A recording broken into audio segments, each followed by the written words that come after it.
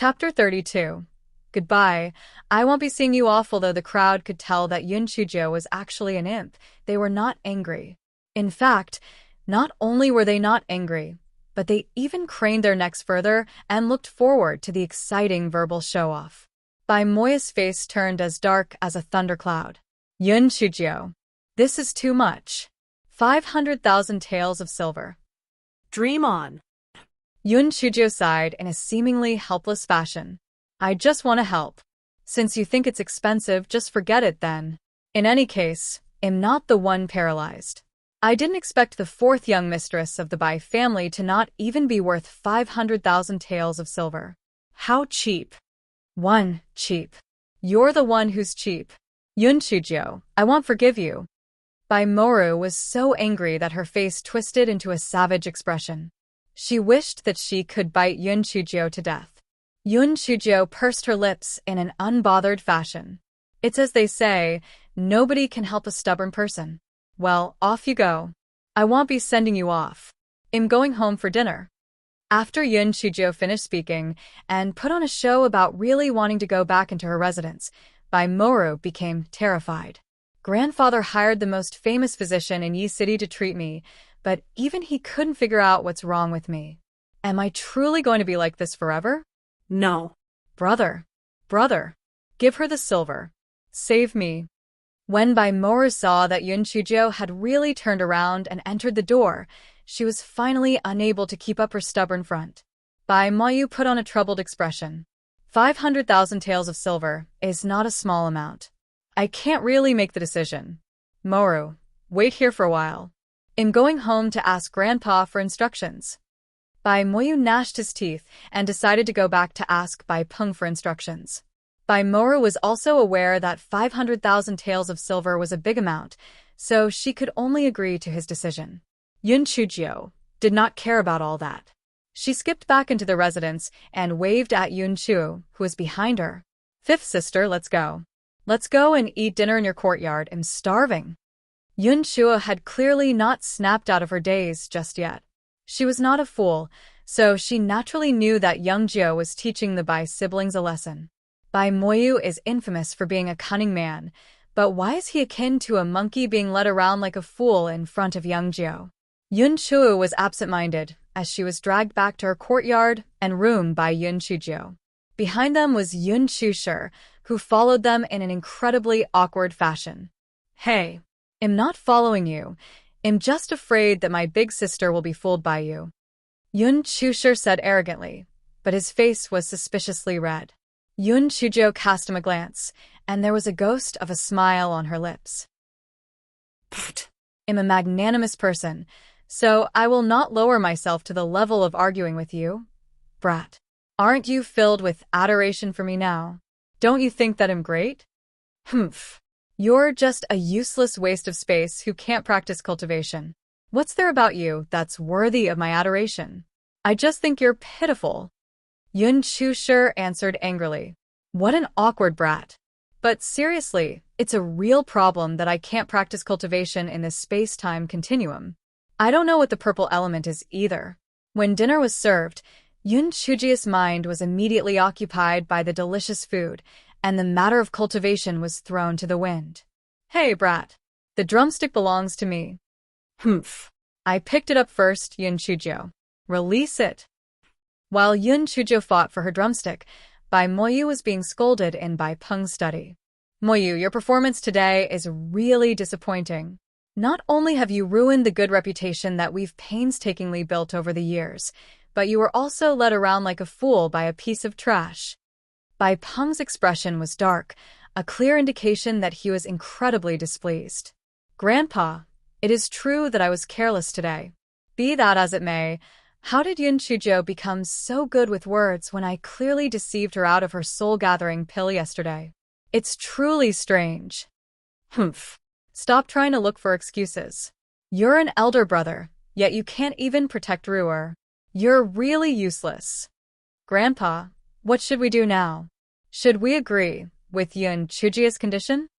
Although Bai Moyu was not happy with the fact that Bai Peng favored Bai more, he did not dare show it on his face. Chapter 33. getting the silver notes. Forget 500,000. Even if it costs 5 million, well, still save her. In the future, it'll make the Yun residents cough up double the silver. As Bai Peng spoke, he brought out a stack of silver notes from a secret cabinet and passed them to Bai Moyu. Bai Moyu found the situation incredibly unfair. Grandpa favored Moro way too much. He did not even hesitate in giving away 500,000 taels of silver. He did not even say a bad word about Moro. Instead, Bai Moyu was the one who was scolded. Bai Moyu took the silver notes over and returned to the area outside the Yun residence's entrance with a gloomy face. The meddlesome onlookers who did nothing but watch and talk about the situation were all craning their necks to look around. When they saw Bai Moyu come back, all of them became excited, and their eyes shone with a desire for gossip. Bai Moyu glared at those surrounding him in a ghastly manner. These stupid fools. If I wasn't here to maintain my family's reputation, I would have killed all of them. When the people of the Yun residence saw that Bai Moyu was back, they immediately delivered the news to Yun Chujio. After Yun Chujio received their report, she calmly drank a cup of tea before she swaggered to the door. Yun Chushur poked Yun Chua and tried to send her signals through his eyes, but Yun Chua did not understand and asked him, "Tenth, what's wrong with your eyes? Did sand get into them?"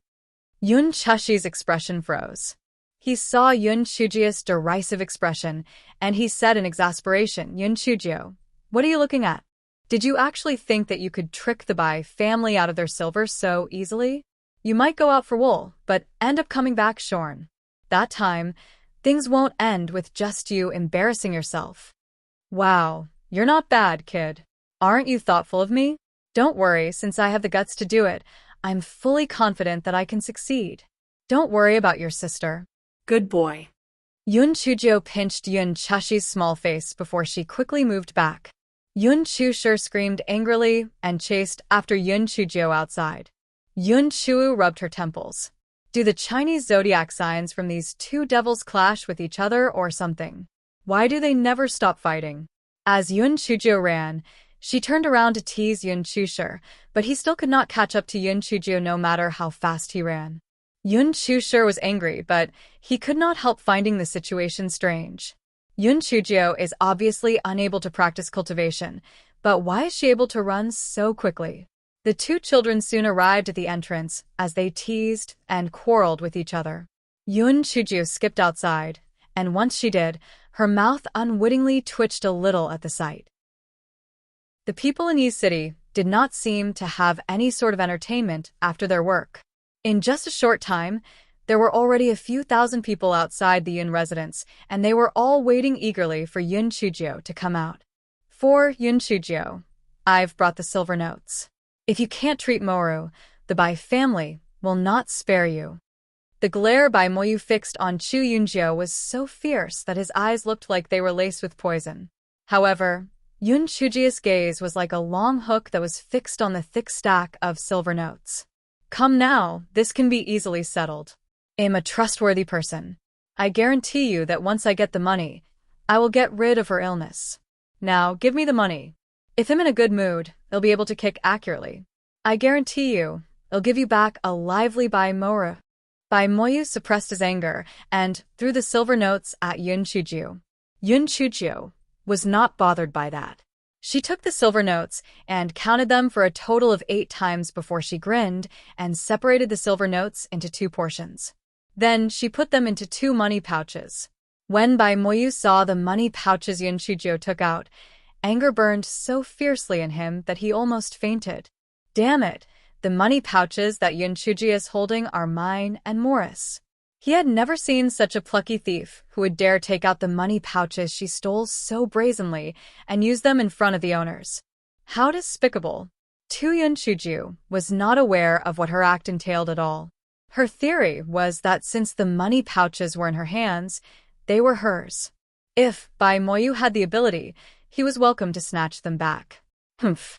She was going to drive him so mad that he died of a stroke. "Excuse me. Move aside. Clear up some space for me." I'm using young Joe's shadowless feet as the treatment. Yun Chujio put away the silver notes and skipped along until she arrived before Bai Morris' soft couch. Chapter 34. Young Jio's therapy session. After listening to what Yun Chujio said, the onlooking crowd immediately emptied out some space. Their eyes were wide open, and they were prepared to watch the unprecedented kicking therapy. Yun Chuki whispered to Yun Chushan as she thoroughly relished in Yun Chujio's impending suffering. Third sister, don't you think Yun Chujio is just causing trouble for herself? If kicks can heal, pigs can probably fly too. 5. Yun Chushan's eyes flashed. Maybe our ninth sister is just using kicks as a pretext. It's possible that the head of the household gave her some secret remedy. She previously poisoned Bai Moru, and she's now trying to cure Bai Moru of her poison while kicking her. One Yun Chujio came to a sudden realization and scowled as she pouted. The head of the household is always so biased. Why is he treating this piece of scum so well? 3. Yun Chushan said nothing, but gave a thought-provoking smile. Yun Chuki sneered contemptuously at Yun Chujio when she saw that Yun Chushan was not uttering a word. At that moment, everyone from the Bai family had moved away and left Bai Moru alone on the soft couch. Yun Chujio squatted in front of Bai Moru, smiled, and said, "Bai Moru, this kick therapy must be carried out continuously without any interruptions halfway, or else there will be consequences. For example, you might not be able to move one of your hands or legs again. Do you understand that?" One Bai Moru was filled with both hate and fear, but she just gritted her teeth and said, "Okay. Why, you can just kick me however you want." Yun Chujio clapped her hands and said, "Then let's start. I've received your money, and I will now kick you to treat you. I'm a trustworthy person, so I'll definitely kick you 50 times. After Yun Chujio said that, she kicked Bai Moru's waist. Bai Moru flew a few meters away. Coincidentally, her face hit the floor first. Bai Moru moaned from the pain, and hatred filled her heart. "Yun Chujio, just you wait. Once I recover, I'll kill you for what you've done." Bai Moru decided to close her eyes. There were still 49 kicks left. All she needed to do was bear with it, and it would be over. Bai Moru waited and continued to wait. The feeling of suspense filled her heart, but Yun Chujio never kicked her. "Yun Chujio, hurry up." Bai Moru could not help but urge her to move. "Wow, this is my first time seeing someone ask for a kick. You see, my small body is weak, and I get sick often. Whenever I kick you, a lot of my primordial chi is spent. I have no choice but to slow down. There's no need for us to hurry." Bai Moru was so pissed that she almost fainted, but she could only lie down and wait. Yun Chujio took out the silver notes and counted them. She smiled like a blooming flower and started to rub her fists before she said, "Young Jio's shadowless feet." Yun Chujio skipped up to Bai Moru and started to kick her. "Kick, kick, kick the ball. Kick it very high. Kick it over the garden wall. Kick it to the sky." For Bai Moru regained the feeling in her limbs after she endured around 10 kicks, but she dared not move away when she remembered Yun Chujio's warning. She could only let Yun Chujio kick her with her left and right legs. 48, 49, 50. Bai Moru finally managed to count 50 kicks. She thought that Yun Chujio would stop, hence, she did not expect Yun Chujio to say with all apparent seriousness, "Since you're so cooperative, I'll give you another kick. It's to strengthen the efficiency of the treatment." 2. Yun Chujio quickly gave Bai Moru one last ruthless kick the moment Bai Moru was stunned. This kick was more powerful than her previous kicks, and Bai Moru was sent flying more than 100 feet away. She spat out blood, choked a little, and fainted. 1. Moru. "Moru, are you okay?" Bai Moru quickly ran to Bai Moru's side, pressed down on her philtrum, and shouted. 7. Yun Chujio. "You're asking for death." Bai Moru's eyes turned bloodshot, and he wished he could kill Yun Chujio immediately. Yun Chujio shrugged. "Ah, you're such ungrateful bastards. I'm just trying to help. Bai Moru's meridian system is blocked, and I was just forcing the extravasated blood out of her body. I didn't even charge you for that. How could you ignore my kindness?" Chapter 35. Please come again. The onlooking crowd started to discuss among themselves when they saw the scene. Yun Chujio is in trouble now. She did not treat Bai Moru, but she kicked her until she spat out blood. Exactly. I told you that this kick therapy is utter nonsense. Let's see how she clears up this mess now. Yes, Yun Chujo is just too money hungry. This is basically the same as her wanting money so much that she's willing to throw her life away. The Bai family will not forgive her this time around. Yun Chujo could not help but glower. The crowd's standpoint fluctuated a little too much. How could they? They've shifted their standpoints so quickly. Yun Chujo caught sight of Bai Morris' eyebrows quivering. She could not help but roll her eyes. Bai Moyu, although I've ended my treatment, some patients have special conditions. They require intense pain and stimulation for them to recover. Don't worry, she will be able to jump around energetically after I give her some stimulation. Bai Moyu was doubtful, but he could no longer tell whether Yun Chuju was lying or not. However, he was worried that he would get scolded by Bai Peng if Bai Moru did not wake up. He asked doubtfully, "Are you telling the truth?" "Of course. Since when have I ever lied? Can anyone lend me a dagger or a long needle? It'll make Bai Moru bleed a little." Yun Chujo said firmly. Someone in the crowd volunteered. "Miss Yunjo, I have a dagger. Miss Yunjo, I have a long needle. It's used to sew soles to shoes, and it should be long enough. Miss Yunjo, if that doesn't work, I have a sword. It can be used for bloodletting too." Bai Moru had been pretending to be unconscious, but she immediately felt as if she was on the verge of a stroke. If she did not wake up soon, someone might actually come over and offer up their kitchen knife. Bai Moru immediately opened her eyes and moved her arms as well as legs. She pretended to be excited and said, "Big brother, I can move now. I can move." When Bai Moyu heard Bai Moru say that, he knew that he could no longer cause trouble to Yun Chuju. He let Bai Moru take a blood-clotting pill and helped her onto the soft couch. Bai Moru looked like a drowned mouse right then. Her hair was a mess, and her clothes were covered in dust. There were even bloodstains on it. Bai Moru glared at Yun Chujo. "Yun Chujo, Bai Moru will make you pay for the humiliation I've suffered today." Yun Chujo smiled and cast Bai Moru a glance. "Sure. Please come again. But next time, I will charge you 100,000 taels of silver for each kick." Bai Moru felt anger flare in her chest, and she almost coughed up blood again. "Moru, there's no need to argue with people like her. Let's go." Bai Moyu waved his hand as a signal for the people from the Bai family to leave. Yun Chujo blinked and went to Bai Moya's side to airily whisper, "Bai Moyu, you must remember to eat the soul-gathering pill that I previously gave you. That's a really good item." Bai Moyu stopped moving and scowled. "Yun Chujo, what do you mean?" "Nothing. It's just a casual remark. Don't mind it." Yun Chujo bared her teeth at Bai Moyu and showed him a look that said, "You don't have to think into it too much." A storm raged in Bai Moya's heart. What is Yun Chujo trying to say? Would she be so kind-hearted to remind me to eat the soul-gathering pill, or is something wrong with the soul-gathering pill? Could she have deliberately given me the soul-gathering pill? Have I harmed my grandfather? The more Bai Moyu thought about it, the less confident he became. He went straight to Bai Peng's study when he reached the Bai residence. "Grandpa, have you eaten the soul-gathering pill?" Bai Peng frowned. "Not yet." "What happened?" "I suspect that something is wrong with the soul-gathering pill." Bai Moyu then proceeded to voice out his assumptions with worry in his heart. 2. Chapter 36. Girls should be more elegant, Grandpa.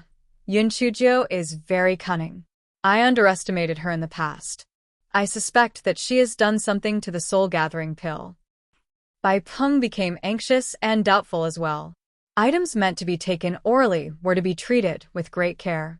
If he got careless, his cultivation base might end up running rampant, and all of his hard work over the past few years would be gone. The more Bai Peng thought about it, the more terrified he became.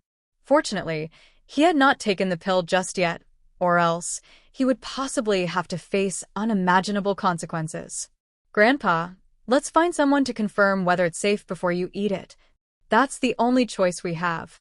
Yun Chujo is truly wicked to the core. How is Moru, by the way? "She's okay now. She's gone back to rest at her place. Bai Moyu dared not mention that Bai Moru was kicked so hard by Yun Chuju that she spat out blood. Do you perhaps think that I favor Moru? Bai Peng's eyes were sharply fixed on Bai Moyu.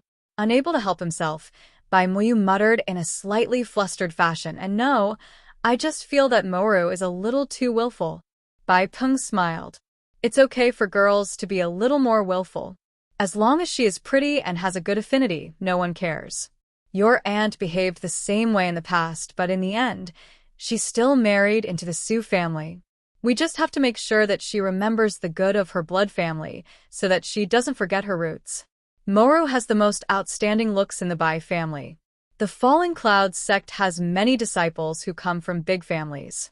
When you're inside, you should look around to see if there is anyone who can be her suitable husband. If Moru marries into a good family, that would be an advantage for the Bai family. If your aunt did not marry into the Su family, how would we have the ability to fight against the Yun family? Moyu, those destined for great things have to think further ahead. We cannot focus on just the present, understand? I am regretful of my previous attitude. I understand what you mean now. Bai Moya's concerns seemed to be instantly cleared, and the dissatisfaction in him immediately disappeared. The two of them chatted for a while before Bai Moya's gaze gained a fierce light. Grandpa, Yun Chujo is truly detestable. I'll find a chance to kill her. She is just a human waste who took advantage of the situation. You and Morris' top priority right now should be practicing cultivation and grabbing a chance to pass the entrance exam for the Falling Cloud sect. If both of you reach the 7th level in Spirit Refinement Realm, it would be a piece of cake to get rid of the Yun family, much less Yun Chujo.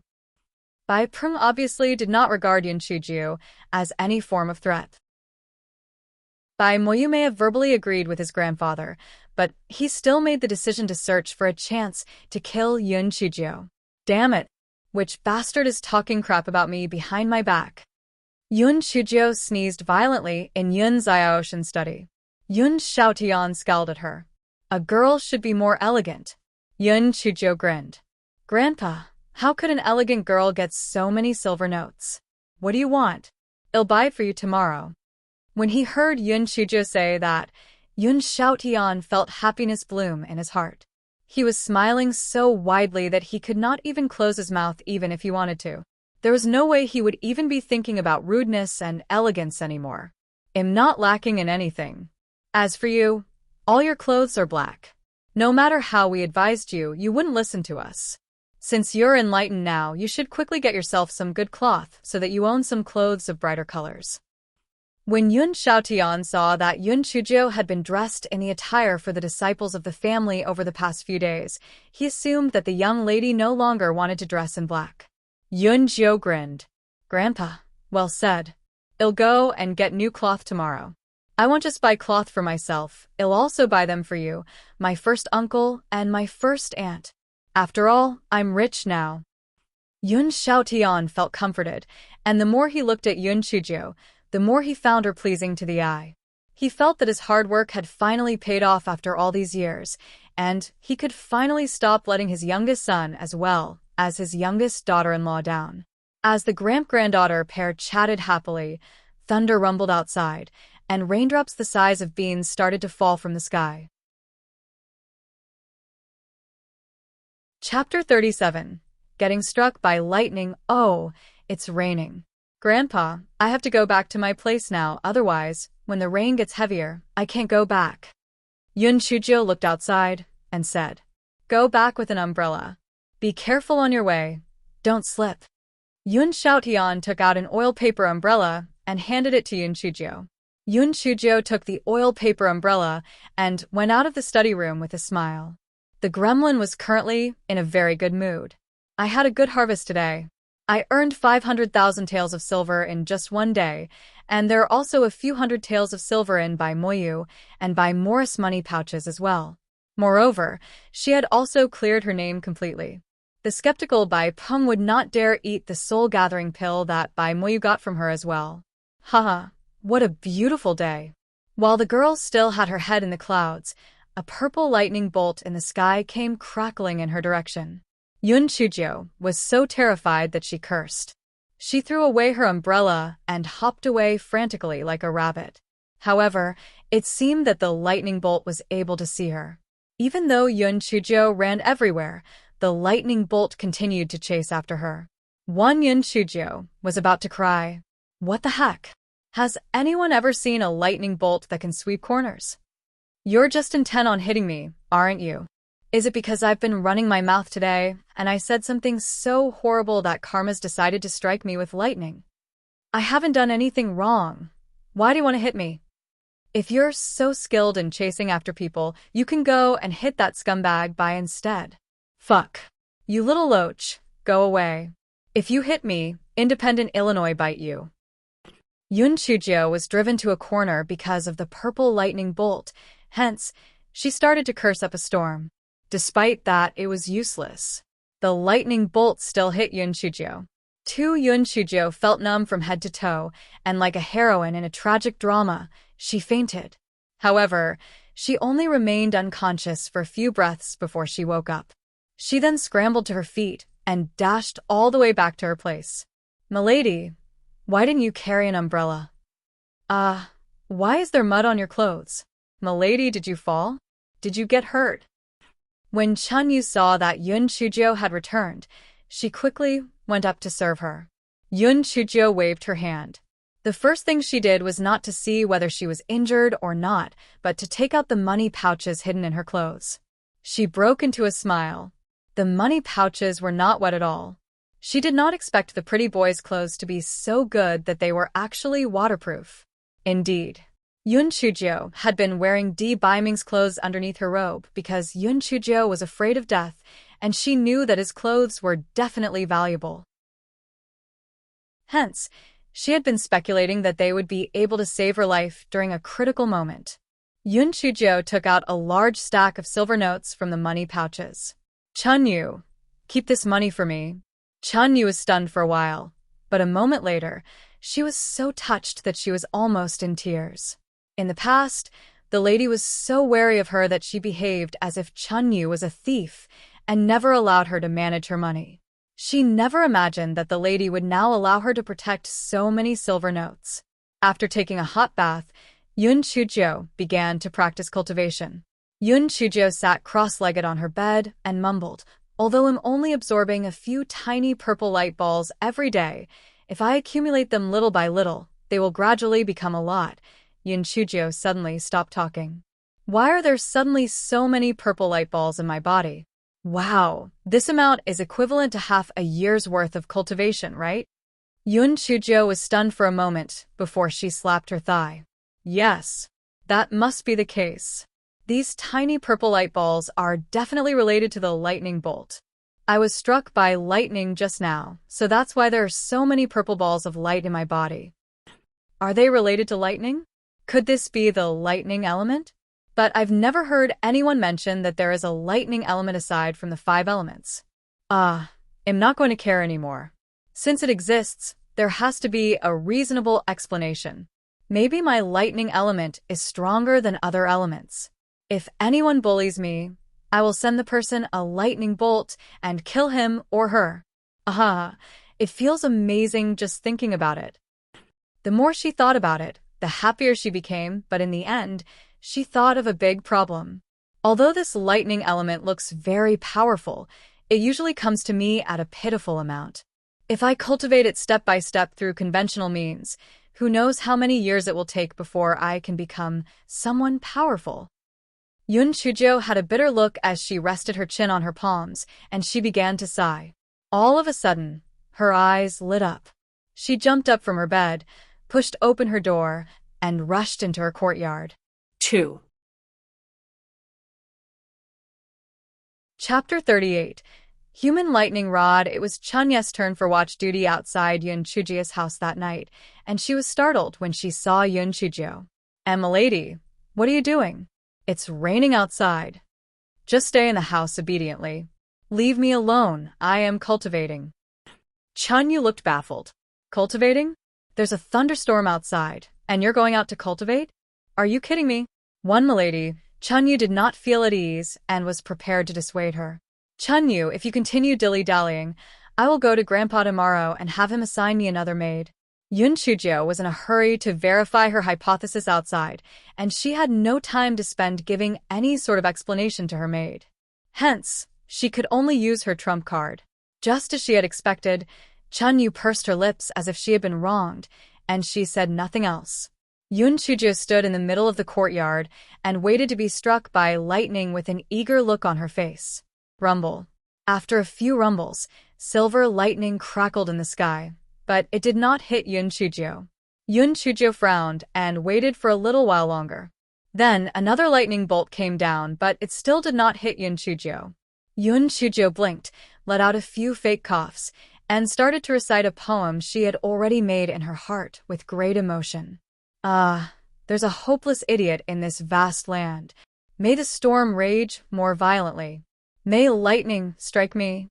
Chun Yu was in the room when she saw this, and she was so terrified that she was completely dumbfounded. I'm done, my life is over. The lady must have lost her mind. I was wondering why she was behaving so abnormally. It's because she's gone completely bonkers. No one knew whether Yun Chujio's poem was really effective or whether there was some other reason, but a purple lightning bolt truly appeared and struck Yun Chujio after it took a few turns in the sky. With great satisfaction, Yun Chujio fainted from the blast. Chun Yu was just about to rush out of the room when she saw Yun Chujio jump up and giggle happily. Hooray! My guess was right. Ha ha ha. 2, my dear little thunder, hurry up and come to me. I will treat you gently. Little spark, little lightning, little thunder, hurry up and come to me. Unfortunately for Yun Chujio, no matter what kind of purple prose spilled out from her lips, no lightning struck Yun Chujio again, although lightning flashed in the sky and thunder rumbled. Yun Chujio was angry. Well, I refuse to believe it. I'll definitely find a way for you to hit me. Yun Chujio ran into the house, and Chun Yu finally breathed a sigh of relief. It looks like the lady is back to normal now. However, she did not expect Yun Chujio to pick up a copper basin specifically used to wash her face, put it over her head, and rush out again.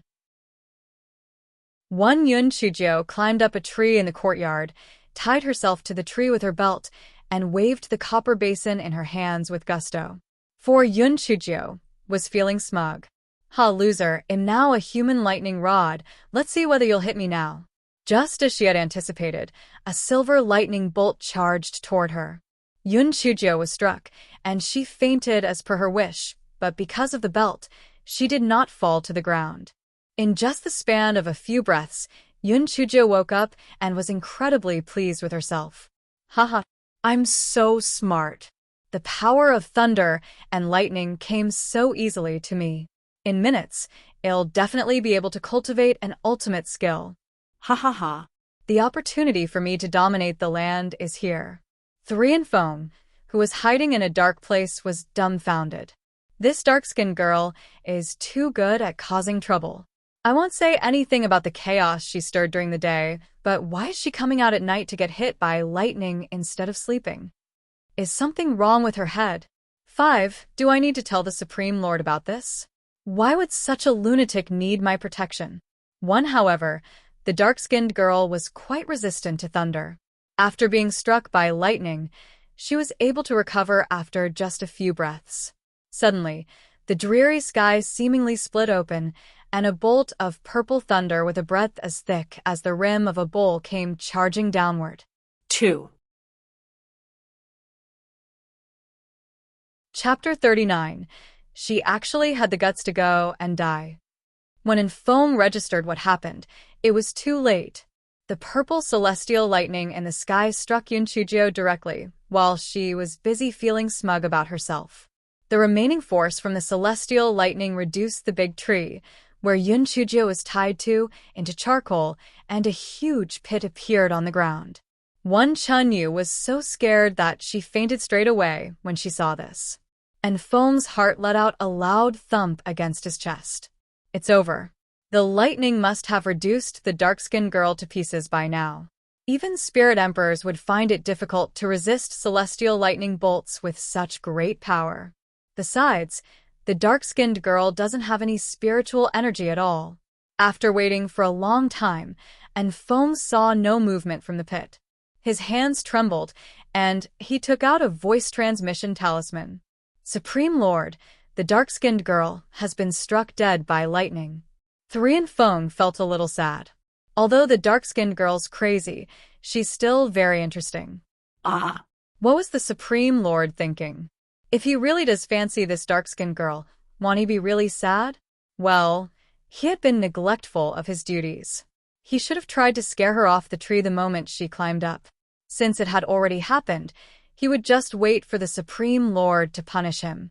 While Feng was busy blaming himself, Chunyu, who was at the door, snapped out of her daze. She ran to the side of the pit as she cried, "Milady! No, milady! You died so miserably." Hack. Cough. Wheeze. A few coughs came from the deep pit. A pair of dark hands grabbed the edge of the pit, and someone climbed out. "Don't cry. I'm not dead yet. It won't be that easy to get rid of me." A black charcoal head popped out of the pit. Chunyu was so terrified that she collapsed on the ground. Ah. Ghost. "Help!" The black charcoal had bared her teeth, showing 2 rows of white chompers. "What ghost?" "It's me, your mistress." "Milady?" "Ah, it's really you. I'm so glad you're not dead, milady." Sob. Chunyu wept with joy. The moment Yunchujio was struck by the purple lightning, she really thought she was about to die. However, after Yunchujio was struck, she woke up very quickly. Despite that, her body refused to listen to her, and she could only fall into the pit. The mighty force of the lightning bolt surged through Yunchujio's body, and she felt as if her body was about to explode. Right when Yunchujio thought she was going to croak, the power of the lightning in her body mysteriously disappeared, as though it had been devoured by something. "Milady, your hair." While Yunchujio was in a daze, Chunyu screamed in shock. Yunchujio touched her head. "What the heck? Oh my gosh, I'm bald." 7 Yunchujio lowered her head. Her robes were also burned to a crisp, but luckily, the effectiveness of the pretty boy's clothes was really awesome, and they were completely unharmed. They were, in fact, the sole reason why she was not committing an act of public indecency right then. At that moment, Yunchujio did not care what kind of energy she had absorbed from the lightning earlier. She just dashed straight into her room. Yunchujio took a look at the bronze mirror, and she started to fume. "I was already dark enough before, and now, I'm even darker. I don't even have hair now. I've become even darker and bald now. I look so ugly. Gah. My eyebrows are gone too." 5 Ayaha. Yunchujio's furious shouts were heard continuously from within the house. Fortunately, the storm was raging outside, and no one noticed just how abnormal the situation was in Yunchujio's room. And Feng, who was hiding in the corner, started pacing around. "It's over. It's all over. This is truly it for me." And Feng smacked himself. "Why did you act so quickly? Why didn't you check whether the dark-skinned girl was really dead before you sent the voice transmission talisman? Now look, the dark-skinned girl is still alive." There was a limit to how many voice transmission talismans a person could send between 2 continents. He could no longer use a voice transmission talisman for another 3 days. If the Supreme Lord really thought that the dark-skinned girl was dead, he would be sad for nothing. If he knew that the dark-skinned girl was still alive, he would not spare Feng for providing him with false information. Feng felt a chill run down his spine, and he found that his future was bleak. At the same time, a certain Supreme Lord was holding a voice transmission talisman in his hand with an angry look on his face. "The dark thing is dead?" The first thought the certain Supreme Lord had was not that he could no longer get rid of the cold poison in his body. Instead, it was, how could the dark-skinned thing die? Even I was reluctant to kill her, yet she had the guts to go and die. The audacity. 5. Chapter 40. Your whole family is a laughingstock. The more Bai Ming thought about it, the angrier he was. He smashed the table in front of him. "An Een, come with me to the Qingxian continent." Yes, Supreme Lord. An Een and Feng were complete opposites. And Foam was extroverted, while an Een had a poker face and seldom showed any expression. However, he was curious. Why would the Supreme Lord want to suddenly go to the Qingxian continent when it was dark outside? Did they not just come back from that place? Even so, he remained expressionless. Yun Chujio did not know that her Prince Charming was coming. After she took a bath, she began to allow her mind to wander, while she cupped her face in her hands. Yun Chujio thought about how she was struck by the lightning bolt in detail. It seemed that the purple lightning would take the initiative to hit her, while normal silver lightning bolts would only hit her if she attracted them to her using metal. Why is that so? She usually absorbed purple light balls, but she had never absorbed silver light balls. So, was the silver lightning useful to her at all? Yun Chujio sat down cross-legged and used her inner vision to examine her Dantian region. Yun Chujio was stunned when she saw what had happened to her Dantian region. The purple light balls in her Dantian region were happily swallowing the silver light balls. What the heck? What's going on? They operate by the law of the jungle too? Yun Chujio's spiritual energy was limited, so she could only observe it a little before she felt dizzy. She immediately stopped using her inner vision. Right after Yun Chujio's divine sense left her Dantian region, a black and bright seed happily shot out of the purple light balls. There was already a crack on the seed, and it looked as if it was about to begin germinating at any moment. However, Yun Chujio knew nothing about this. She was currently touching her very smooth, bald head. Bugger. How am I supposed to meet anyone like this? My eyebrows are not a big deal. I can just draw some with a charcoal stick, but what about my hair? Am I supposed to wear a hat all day now? In spite of this, Yun Chujio was the carefree type. After thinking about it for a while, she found that she could not make heads or tails of it, so she decided to just turn over and sleep. Before she fell asleep, she laughed at herself. Well, there are still benefits to having no hair. At least after taking a bath, I can go to bed without waiting for it to dry. The next morning, while Yun Chujio was still in dreamland, goosebumps broke all over her skin. Something was wrong. Danger was afoot. In the past, Yun Chujio was able to avoid countless dangers because she relied on this kind of intuition. But before she was able to do anything, her poor door was destroyed again. Tu Chunyu screamed in fear, and immediately after, Chu Yunjiu heard nothing else from her. Yun Chujio quickly scanned the room, but there was not a single sharp weapon that she could use for self-defense. She gnashed her teeth and could only pick up her pillow. At the very least, she could use it as a hidden weapon during critical moments. Her bedroom door was swiftly shattered to pieces, and Yun Chujio realized that she was finding the scene more familiar with each passing moment. Before she could respond, a man in white came in. What in the world? It's the pretty boy. It really is the pretty boy. Does he have some kind of grudge against my bedroom door? The sun shone through the broken door, and it was as if it had decided to have its morning rays serve as decoration on Di Baiming's skin. Yun Chujio was dazed for a moment by the sight. The pretty boy was really beautiful. Darn it, he even came in with his own halo. He seriously knew how to look cool. Di Baiming was also a bit flabbergasted. Didn't Feng not say that the dark-skinned girl was dead? So what was this thing in front of him? After being dumbfounded for a moment, Di Baiming could not help but laugh and point at Yun Chujio. Haha, your hair and eyebrows are so funny. Yun Chujio cursed in her heart. Why the heck are you laughing? You're the laughingstock here. Your whole family is a laughingstock. Why is the pretty boy here? Is he here to suck some of my blood again? Didn't he just finish sucking my blood the day before yesterday? You were ugly before this, but you're even uglier now. Haha, you don't need to light a candle at night. You can just use your head to light up the area. Di Baiming was usually aloof, but for some reason, when he met up with Yun Chujio, he was just incredibly tempted to tease her. As expected, Yun Chujio flew into a rage, and the pillow in her hands went charging at Di Baiming. Chapter 41. Do you really adore me? Right after Yun Chujio threw the pillow in her hands, she regained her rationality. Come now. Why am I so impulsive? That pretty boy is not someone to be trifled with. Isn't this the same as me signing my own death warrant? Yun Chujio raised her head, and just as she expected, she saw Di Biming looking at her with a dark face.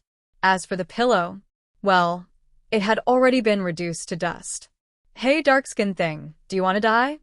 Di Biming took a few steps forward while he glared at Yun Chujio with a cold gleam in his eyes. Yun Chujio cursed in her heart. Doesn't this pretty boy turn hostile a little too quickly? He's so temperamental, he's basically schizophrenic. He was giggling over there like an idiot one moment ago, and he's pretending to be arrogant and aloof now.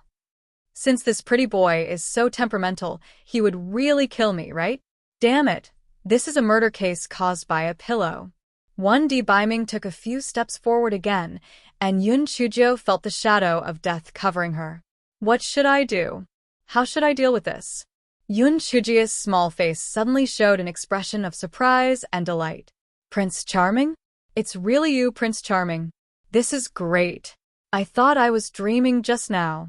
Prince Charming, I'm so fortunate to be able to see you again. I have to thank my ancestors now. Di Biming's facial expression became softer. He frowned. Since you're so excited to see me, why did you throw the pillow at me? Yun Chujio's mind whirred as she tried her hardest to think of an excuse. Humph. Two-faced woman. Since you want to die so much, I'll help you. Di Biming felt incredibly angry as he recalled the letter and phone previously gave him. Yun Chujio jumped down from the bed immediately, threw herself into Di Biming's arms, and held his waist. Prince Charming, actually, when I saw you coming so early in the morning, I knew that you must not have slept well, so I wanted to give you a pillow and let you have a good sleep. But I was a little embarrassed, so I ended up throwing the pillow at you. For a moment, Di Biming said nothing and did nothing. Yun Chujio's little heart raced. What's the meaning behind this? If he's not taking any action, I'm not either. If the pretty boy wants to kill me, he'll have no choice but to fight. His fatal acupuncture point is right in front of my eyes. At that time, it'll be a life and death struggle. At the moment Di Biming was hugged by Yun Chujio, his mind went completely blank, as if an explosion went off in his head. What kind of feeling was that, you ask? Well, it was as if there were thousands of fireworks exploding in his mind at that moment. He had not expected this dark-skinned, shabby-looking thing to have such a soft and fragrant body. Not only did he not find her embrace repulsive, he even felt a little restless. At that moment, both Di Biming and Yun Chujio thought about different things while holding each other quietly, and during that moment, someone came staggering in.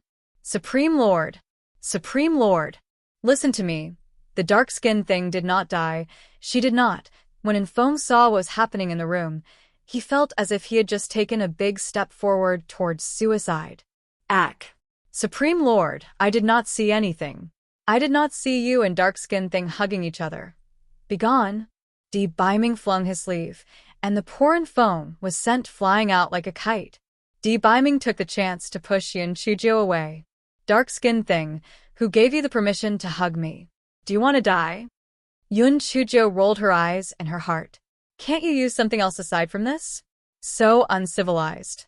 While the girl continued making sarcastic quips in her heart, she put on an abashed expression. Prince Charming, I just can't help myself. If you think I have sullied your precious body, you can just smack me to death. Di Biming cast a glance at Yun Chujio. Do you really adore me? Yun Chujio nodded as hard as a little chick pecking at grain. Yes, of course. It's absolutely true. You're my Prince Charming. You're the sunshine in my heart. You're the source of my life. 5. Chapter 42. High and mighty pretender. After Di Biming listened to Yun Chujio, he was most pleased. His lips curled up slightly, and he hummed softly. Yun Chujio cursed him secretly. Hum, my foot. You're just pretending to be high and mighty. Would you die if you talk more? Just what does the pretty boy mean by this? Is he intending to let me go?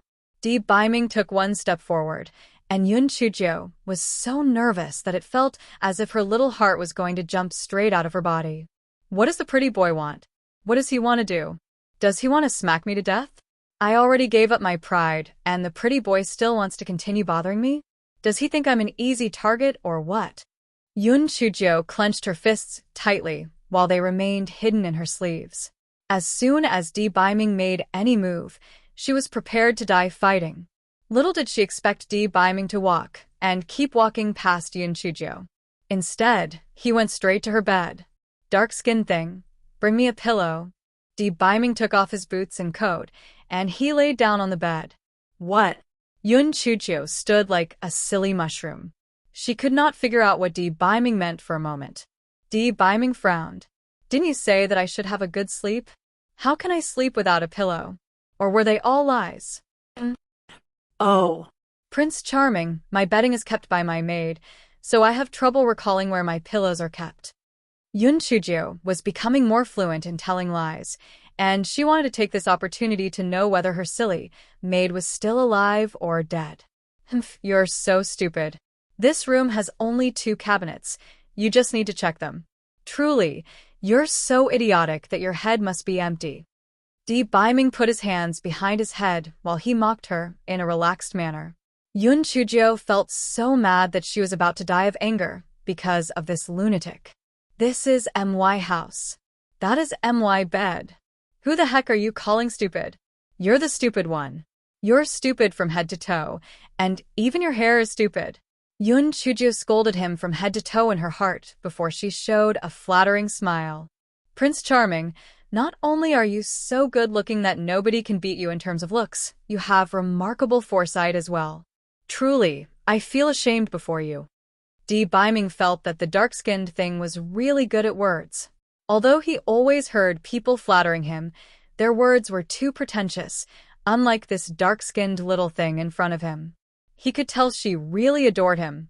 This dark-skinned thing was quite good. For Yun Chujio found a pillow from her cabinet and went to stand in front of her bed in a servile manner. Prince Charming, raise the pillow. Di Biming glanced at Yun Chujio before he pursed his lips. You look really ugly. Pretty boy, aren't you being really mean? Just you wait. A girl takes her sweet time for revenge. I will make you kneel down and submit to me one of these days.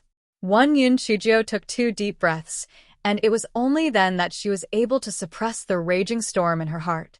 Yun Chujio spoke Di Biming in an obsequious manner. Prince Charming, please rest well. I will serve as your guard outside the door, and I promise you, I won't let even a single ant enter. Di Biming hummed in satisfaction. Then, he actually closed his eyes and fell asleep. Yun Chujio turned around and cursed him silently. Pretty boy, you bastard. Just sleep. It'd be good if you just continue sleeping until you die. When Yun Chujio walked out of the room, she saw Chun Yu laying on the floor, completely still. She could not help but feel her heart sink. Has Chun Yu been killed by the pretty boy? Yun Chujio walked close to see if Chun Yu was still breathing, and when she discovered that she was breathing in a very stable manner, she felt her heart relaxing. By the looks of it, she just fainted out of fear. Yun Chu thought for a while. Chun Yu is timid. If she wakes up and causes a ruckus, it'll be bad if she ends up angering the pretty boy. Therefore, Yun Chujio tapped Chun Yu's acupuncture points to make her sleep, while she moved her to the couch outside the house. After that, Yun Chujio went outside the house and took a look at the deep pit in the courtyard. She then turned around, looked at the broken doors of the room, touched her own bald head, and thought about the pretty boy laying on her bed. She suddenly felt that her life was damn exciting. 3. Chapter 43. Your Supreme Lord is sleeping. Yun Chujio was gazing up at the sky. Her neck was craned at a beautiful 45-degree angle, a gloomy look on her face. Round the corner, someone snickered. Yun Chujio spun around. The source of snickering was the very person the pretty boy had sent flying. And Foam had been tremendously anxious. He had been worried that Di Biming would punish him. That anxiety vanished when he saw the funny look on Yun Chujio's face. He could not help but laugh. Even the usually expressionless and Ain could not fight off the twitching of his mouth. Yun Chujo scolded them in her heart. Birds of a feather really flock together. The pretty boy's subordinates are no better than him. What are you laughing at? Have you never seen a bald person, or have you never seen such a beautiful bald head? Yun Chujo glared at Enfeng fiercely. Enfeng had grown used to Yun Chujio's erratic personality over the past few days, so he was not bothered. He asked curiously, Ninth young mistress, where is our supreme lord? Enfeng had swallowed the words, dark-skinned lass, that were already at the tip of his tongue. His supreme lord had already embraced the dark-skinned lass, so it was possible that this dark-skinned lass would jump up the social ladder overnight. It was better for him to not offend her. He's sleeping. Both of you, don't linger around doing nothing either. Hurry up and fill up the deep pit for me. Yun Chujo put a hand behind her back and pointed at the deep pit in front with the other. After Yun Chujo finished talking, Enfeng and Anin both looked dumbfounded. She thought, did I fail in pretending to be high and mighty, so I wasn't able to give orders to these two? What she did not know was that Enfeng and Anin were practically experiencing a baptism of their worldviews, moral views, and views in life. The Supreme Lord is sleeping in a lattice bed? Oh my goodness! This is breaking news. The Supreme Lord is the most nitpicky man in the Tianyuan continent. He's also the one who puts on airs the most. Forget about sleeping on a lattice bed. He's someone who'll throw away his belongings if a lady touched it. There are even rumors saying that the Supreme Lord either has problems with his private parts, or he is gay. And Feng's gaze on Yun Chujo became even more respectful. The Supreme Lord must have fallen for this dark-skinned lass. I saw them hugging each other tightly. And when the Supreme Lord heard that this dark-skinned lass died, he rushed over overnight. What did this mean? This says that the Supreme Lord cares about this dark-skinned lass very much. Perhaps soon, this dark-skinned lass will become a concubine for the Supreme Lord. Although her spiritual energy is too low and she can't be brought back to Tianyuan continent, the Supreme Lord can come over here, and we can also grab that chance to follow him along and come for a stroll. If the palace master and his wife know about this, they would be pleased. As Enfeng thought about this, he went off to fill up the deep pit in a servile manner. Yun Chujo blinked. Did I say something incredible? Why are these two guards behaving so respectfully toward me? Yun Chujo was not worried about others learning of the ruckus over here. Individuals like the pretty boy definitely had divine arts that could allow them to insulate sounds. Filling up the deep pit was a difficult task for Yun Chujo, but it was just a piece of cake for Enfeng, who had high spiritual energy. After just a while, he moved all the soil around the pit back to where they belonged. Yun Chujo looked at the sun and touched her belly. It was time for breakfast.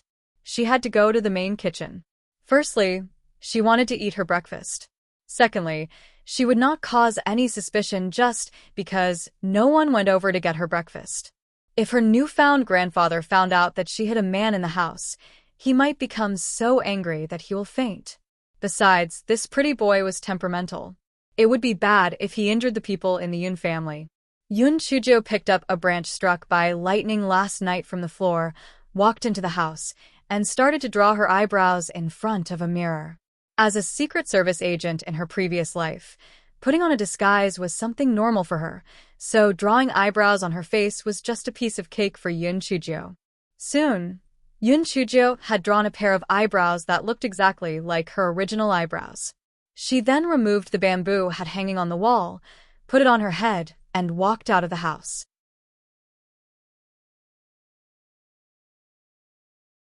Chapter 44. Sooner or later, you'll belong to the Supreme Lord. I'll go collect breakfast. Both of you, make sure you guard the house well. Yun Chujo was highly skilled in making a fuss out of a casual remark. Once she became aware of the change in attitude within the two guards toward her, Yun Chujo put on a really good act of acting as their superior. Yes. Ninth young mistress, remember to bring our share too. Enfeng said in an apple-polishing tone. Yun Chujo agreed to his request and strode out the courtyard. Along the way, the people who met the ninth young mistress were puzzled as to why she put on a bamboo hat over her head. Yet, no one dared to ask, and they saw no strange behavior from her either. When Yun Chujio reached the main kitchen, she ordered the servants to pack 2 full boxes of food. Yun Chujio carried the food boxes and went back to her courtyard. Then, she called in Feng and an In over for breakfast. After breakfast, Yun Chujio put on an act of leaning against the rattan chair in a relaxed manner so that she could start digging for information. How should I call both of you? This humble servant is an Feng. This humble servant is an In. When Yun Chujio heard how these 2 people referred to themselves, she thought to herself, "You're the pretty boy's servants. Why are you referring to yourselves as humble servants in front of me?" Yun Chujio went ahead and said, "Oh, come now, I don't deserve this. Both of you are masters in cultivation. How could you call yourselves servants in front of a loser who cannot practice cultivation?" And Foam tried to please her by saying, "Ninth young mistress, sooner or later, you'll belong to the Supreme Lord. You're our mistress, and we're your servants. So, it's only proper to address ourselves as servants in front of you."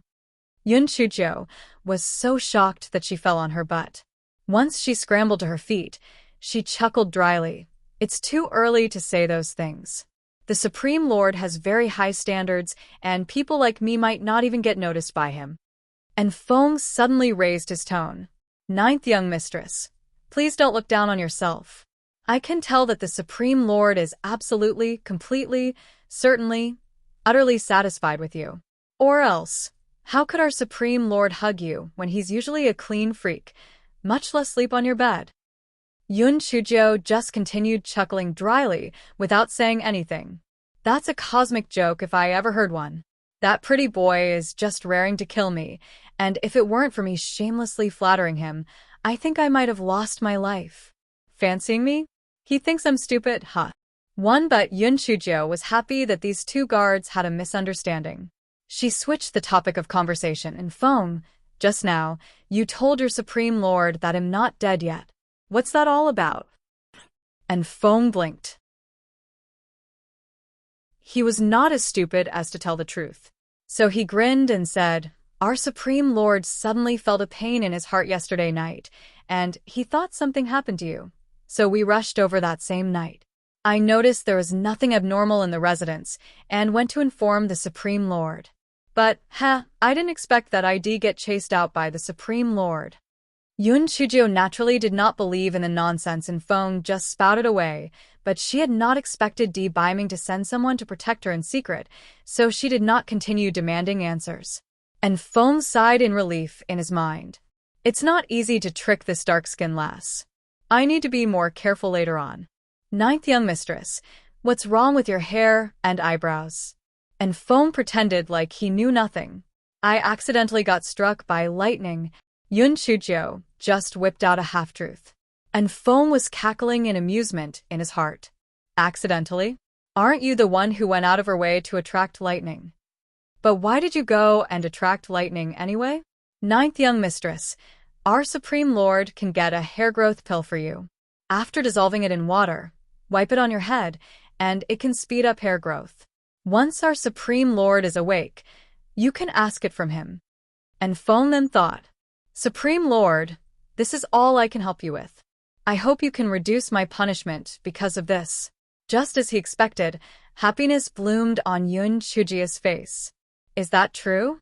If I use this hair growth pill, how long will it take before my hair grows? Although it can't help you recover it to the point that it used to be, it can still help you gain an inch per day." Yun Chujio nodded. "It's fine even if it's just an inch per day. It's better than being bald." Yun Chujio made up her mind. No matter what, she would absolutely get the hair growth pill from the pretty boy later on. 2 hours later, Di Biming's voice traveled out lackadaisically from the room. "Dark-skinned thing, I'm hungry."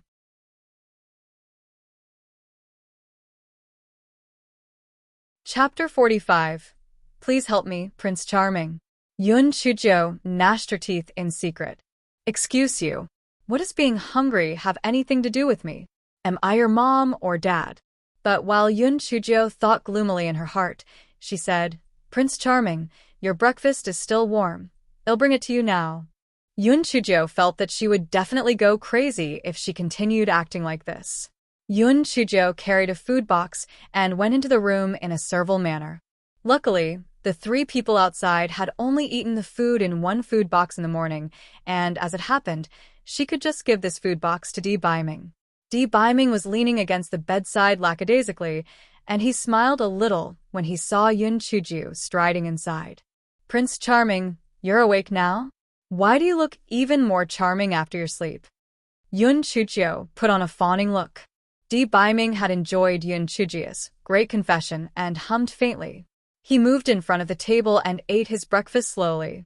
Yun Chuju put her hands under her chin and kept looking at Di Baiming without blinking. Darn it! How could this pretty boy be so good-looking? It's so unreasonable. I really wish I can draw a small tortoise on his face. Let's see whether he'll still look so pretty even after that. As Yun Chuju continued thinking, an enigmatic smile showed up on her face. Di Baiming naturally noticed Yun Chuju's passionate gaze and felt proud. This dark-skinned thing must be deeply in love with me, or else she would not look so infatuated even when she looks at me eat. After Di Baiming ate his meal, he coughed, and Yun Chuju snapped out of her sweet dream. "Prince Charming, you finished eating?" Yes. "Prince Charming, let me give you a massage." Yun Chuju quickly tried to curry favor with Di Beijing when she remembered the hair growth pill and foam mentioned. Di Baiming was stunned. He was still not used to having someone be so near to him. But he was not that averse to Yun Chuju's presence, and as if he were granting a special favor to Yun Chuju, he said, "All right. Since you're so sincere, I'll allow you to do it." Yun Chuju felt like strangling this pretty boy who just loved to pretend to be cool. But unfortunately for her, she could only think about it. Yun Chuju ran behind Di Baiming in a servile manner and started to seriously message Di Baiming's shoulders. In the beginning, Di Baiming's body was quite taut. But no one knew whether it was because Yun Chuju's skills were really good or whether it was for some other reason, but Di Baiming slowly relaxed, and he felt that the sensation of being massaged was actually pretty good. Even the dazzling sunlight shining from outside became pleasing to the eyes. "Prince Charming, could you help me out a little?" Yun Chuju finally let the cat out of the bag. "Speak," said Di Baiming faintly with his eyes closed. "Well, isn't my hair all gone? I'm really a little ugly because of it, and I know that you have a lot of methods up your sleeves, so could you help me get some pills that will promote hair growth?" "How did you lose your hair?" Di Baiming did not agree nor disagree. Yun Chuju blinked, thought about things for a while, and decided to tell the truth. "I mean, I'm useless when it comes to cultivation, right? But after being struck by lightning yesterday, I found out that I can absorb the power of lightning. So I climbed up to the tree and wanted to absorb more. But I didn't expect myself to overdo it, so I ended up like this." Di Baiming's expression changed. "What? Absorbing the power of lightning?" Di Baiming thought about this for a moment. Then, an expression of realization appeared on his face. "It's no wonder why I wasn't able to help clear the dark-skinned thing's blocked meridian system last time. So, she has the rare lightning spirit root." Yun Chuju was a bit worried when she saw Di Baiming not speaking for a while. "Prince Charming, is something wrong?" Di Baiming had a thought appear in his head, and he solemnly said, "Yes. The cultivation of lightning spirit roots is different from the cultivation of other spirit roots. If no one guides you, it'll be very easy for you to go through chi deviation."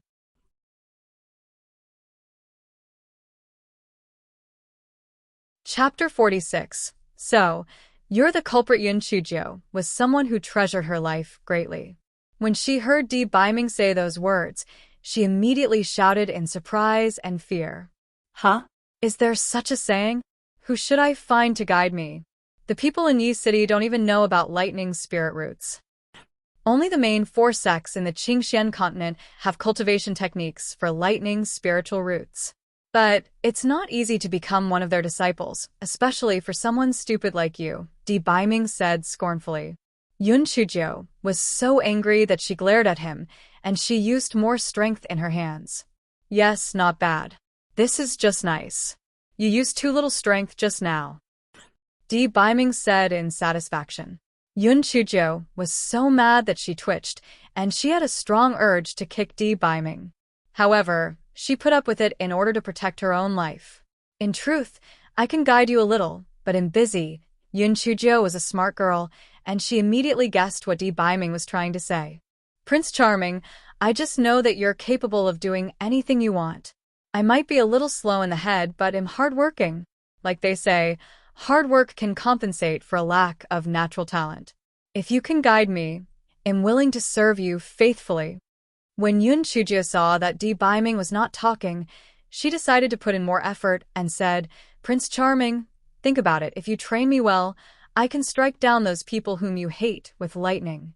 It'll be really cool. Di Biming continued to remain silent. Prince Charming, once I complete my cultivation, I can bring forth lightning for your entertainment at night, and it'll be way classier than fireworks. Di Biming felt his lips twitch. This dark-skinned thing sure has a unique thought process. Could it be because of the lightning spirit root? Prince Charming, please just give me a straight answer. If you're not willing to teach me, I will go and beg the main for sex until they let me in. Yun Chujio became a little anxious when she saw that Di Biming was still not willing to express his stance on the matter. Humph. Dark-skinned thing. How dare you? Do you actually think that I can't compare to those lousy people? Di Biming scowled. Pretty boy, you're completely off your rockers. You didn't give me an answer even after I said so many nice words, and now you're blaming me? Yun Chujio may have been fuming, but she showed surprise and delight on her face. Prince Charming, are you saying that you'll be guiding me? Di Biming hummed faintly. Continue massaging me. Yun Chujio had to tragically massage him for another hour before Di Biming contemptuously said, Stop. Your skills are terrible, and my entire body feels horrible. Yun Chujio no longer had the strength to make a sarcastic quip. All her complaints were gathered into just one single sentence. Pretty boy, just you wait. Di Biming's conscience may have felt a little guilty because he finally mentioned the main topic. Tell me how you absorbed the lightning element, and I want details. Yun Chujio became excited, and she told him the general gist of her cultivation process. Di Biming was shocked. While those with lightning spiritual roots could absorb the power of lightning, it was only limited to wandering lightning elements. He had never heard of anyone who could directly absorb lightning into their bodies like the dark-skinned thing. The power of lightning is incredibly wild. If someone absorbs too much of it, the best case would be that their Dantian region is destroyed, and the worst case is that they won't even be able to protect their own lives. Judging from what this dark-skinned thing said, she's absorbed 4 lightning bolts. How is that possible? While Di Biming was feeling very puzzled, Yun Chujio continued and said, Prince Charming, there is still another interesting situation. I found out that purple celestial lightning bolts chase after me, but the silver ones don't. Why is that? Di Biming suddenly remembered the moment he got struck by the purple celestial lightning in the monster forest. So, this dark-skinned thing is actually the culprit who caused me to suffer that accident. Yun Chujio suddenly felt her skin crawl, and she noticed Di Biming looking at her so angrily that it looked like he wanted to rip her to shreds. She was completely dumbfounded.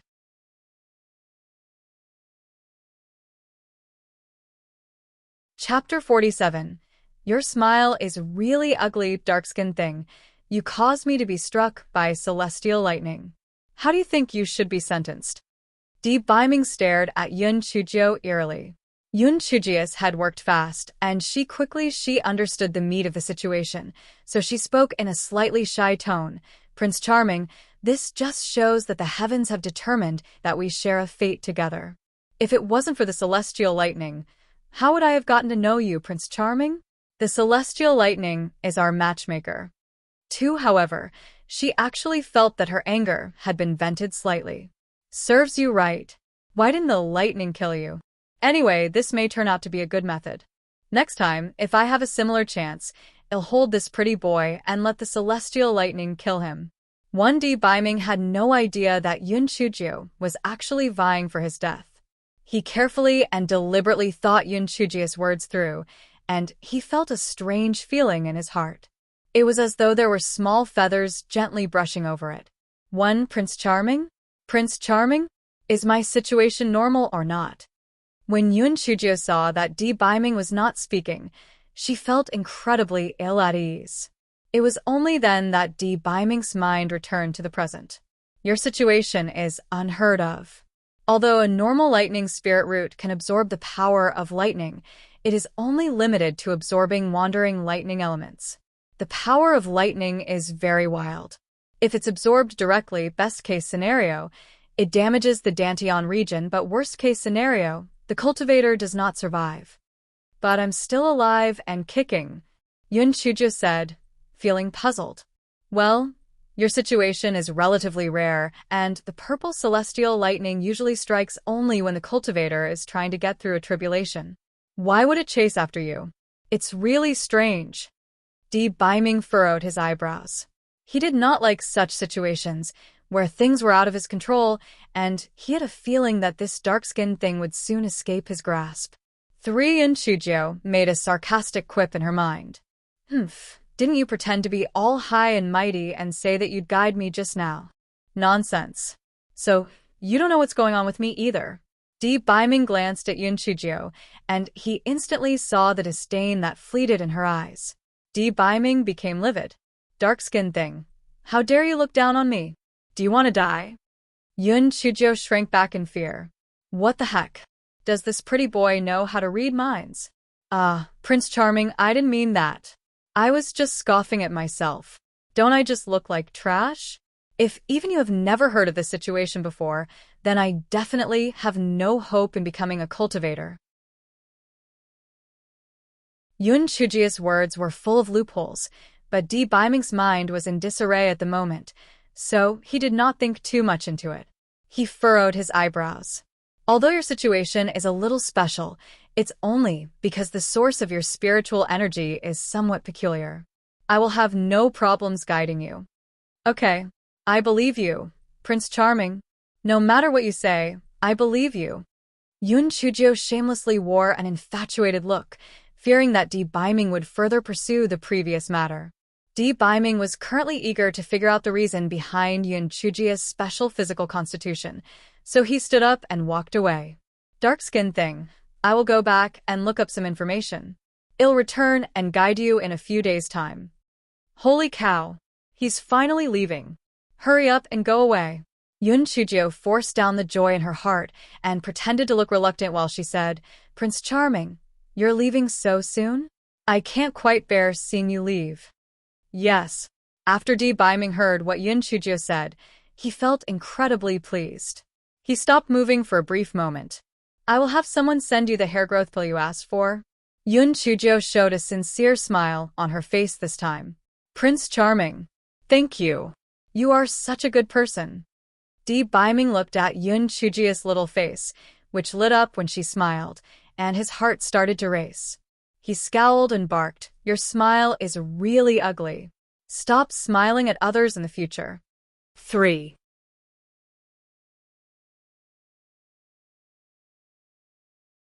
Chapter 48.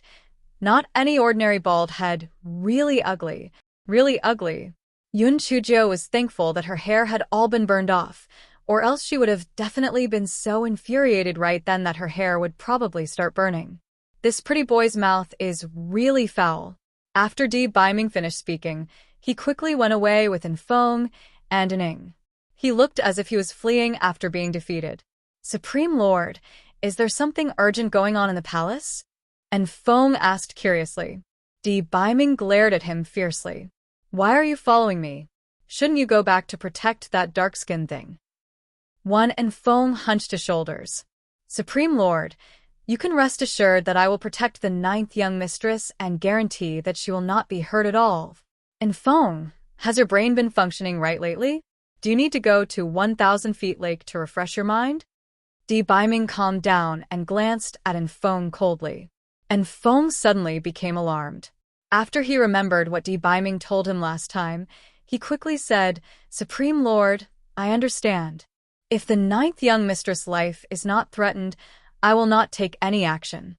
Di Baiming scoffed coldly. Do not let this happen again. Once An Fong watched Di Baiming leave into the distance, He wiped off his cold sweat and returned to the Yun family. Yun Chujio rested her chin on her hands and started to worry. I can say that the big tree in the courtyard was struck down by lightning, but what am I supposed to say about the door? After thinking for a while, Yun Chujio's eyes lit up, and she had an idea in her head. Yun Chujio unsealed Chun Ye's sleep acupuncture point, and the little girl shouted when she opened her eyes. "Milady, are you okay? What happened?" "I heard a bang, and I lost consciousness after that." "Ahem. A powerful person came here yesterday." Yun Chujio started to spout nonsense with a serious face. "A powerful person? Milady, why did a powerful person come here? Why did he break our door? He didn't do anything to you, did he?" Chun Yu looked worried. "Not only did that powerful person not hurt me, but he also accepted me as a disciple. I'll be able to become a cultivator in the future." Yun Chujio said excitedly. Chun Yu had a simple personality, and she did not doubt Yun Chujio's words. "Really? That's really great. Milady, where is your master?" she said happily. "Ahem. My master has an unsightly appearance and is unwilling to be seen by others. He left after guiding me a little. He will teach me again another day." Yun Chujio was getting better at lying, and foam was hiding in the dark, and the corners of his lips unwittingly twitched. "This dark-skinned lass is really good at spinning tales. Our Supreme Lord is so handsome that mortals and gods are envious of him. How could she say that he looks unsightly? Ninth young mistress, how could you say something like that without feeling guilty?" After Yun Chujio ate her lunch, she skipped out of her courtyard wearing a bamboo hat. Grandpa, your granddaughter, young Jiao, is here to see you." Yun Chujio yelled cheerfully outside Yun Xiaoshan's study. "Come in." Yun Xiaoshan's hearty voice came from the room. Yun Chujio leaped into the room and grinned at Yun Xiaotian. "Grandpa, I'm here to tell you a piece of great news." "Great news? It's not raining outside. Why are you wearing a bamboo hat?" Yun Xiaotian asked in puzzlement. La. Grandpa, what do you think of my new hairstyle? Isn't it shiny?" Yun Chujio took off the bamboo hat swiftly. Yun Xiaotian jumped out of his seat in shock. He trembled as he pointed at Yun Chujio. "Ridiculous. You're being plain ridiculous right now. Are you going to be a nun?" "Grandfather, don't be angry. Calm down. Listen to my explanation. My bald head is not any ordinary bald head. This is a symbol of intelligence and wisdom. This is proof that I have become someone amazing in just one move," Yun Chujio said with a grin.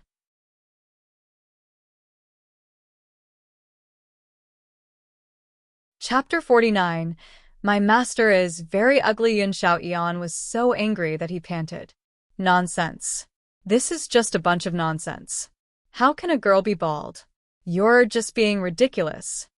Yun Chujio bared her teeth. "Grandpa, what I said holds more credibility than a black and white document. I can cultivate now." "Black and white document? I won't believe you even if it's a gray document and you said that you can cultiva." "What? What did you say? You can cultivate now?" Yun Xiaotian could not believe his ears. "Of course it's true. Grandpa, I was struck by lightning in the courtyard yesterday. My hair and eyebrows were burned to crisp. Then, in the morning, a powerful person came to me and said that I have the rare lightning spirit root and wanted to be my master," Yun Chujio said while she gestured wildly. "Struck by lightning? A powerful person? Lightning spirit root? He wants to be your master?" Yun Xiaotian felt that he could not make any sense out of Yun Chujio's words. Yun Chujio nodded, feeling incredibly pleased with herself. "Yes, that's right, Grandpa. I will be able to cultivate from now on. I will strike down anyone who dares to bully the Yun family in the future." Yun Xiaotian was still having a hard time trying to believe her. "Lightning spirit root? I have never heard about it before." "Grandpa, my master said that the lightning spirit root is rare. That is why so many people have not heard of it." Yun Chujio pushed all responsibility onto her fake master. Although Yun Xiaotian still appeared doubtful, he was actually a great deal happier with the situation. "Oh, that's good. regardless of what the spirit root it is, as long as you can cultivate, it'll be good. Young Jiao, where's your master? Please invite him over immediately. No, I'll go and thank him myself. Yun Chujiao hurriedly waved her hand. No, there's no need for that.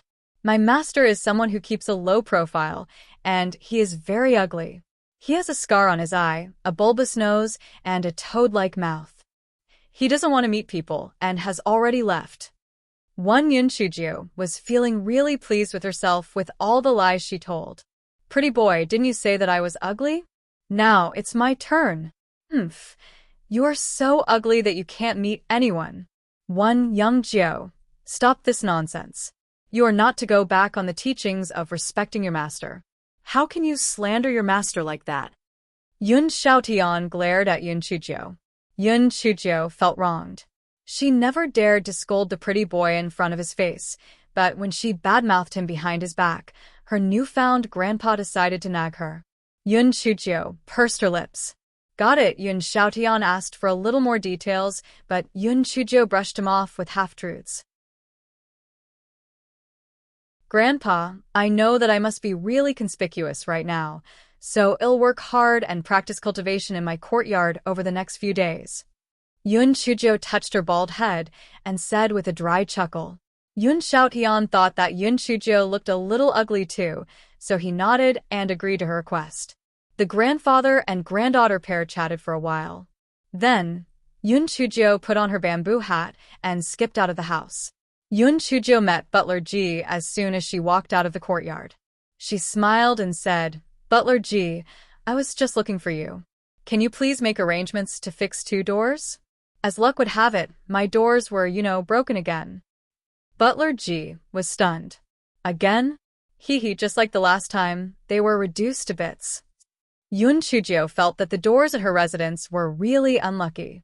Butler Ji looked dumbfounded. Is there really a powerful person who is targeting the Yun family? Butler Ji agreed to her request with a few ambiguous words and slipped into Yun Xiaoshan's study room as quickly as a rabbit. Yun Chujiao blinked and shrugged. She then headed back to her courtyard. In the evening, Butler Ji asked someone to install the new doors. Butler Ji was now more respectful toward Yun Chujiao. My goodness! The 9th young mistress master has actually managed to destroy the doors to this extent? The 9th young mistress will have a bright future ahead of her. However, Butler Ji wondered why the 9th young mistress master would want to break the door. Did he have some special hobby or something? As for a certain supreme lord who is suspected to have a special hobby, he was currently studying diligently in a library.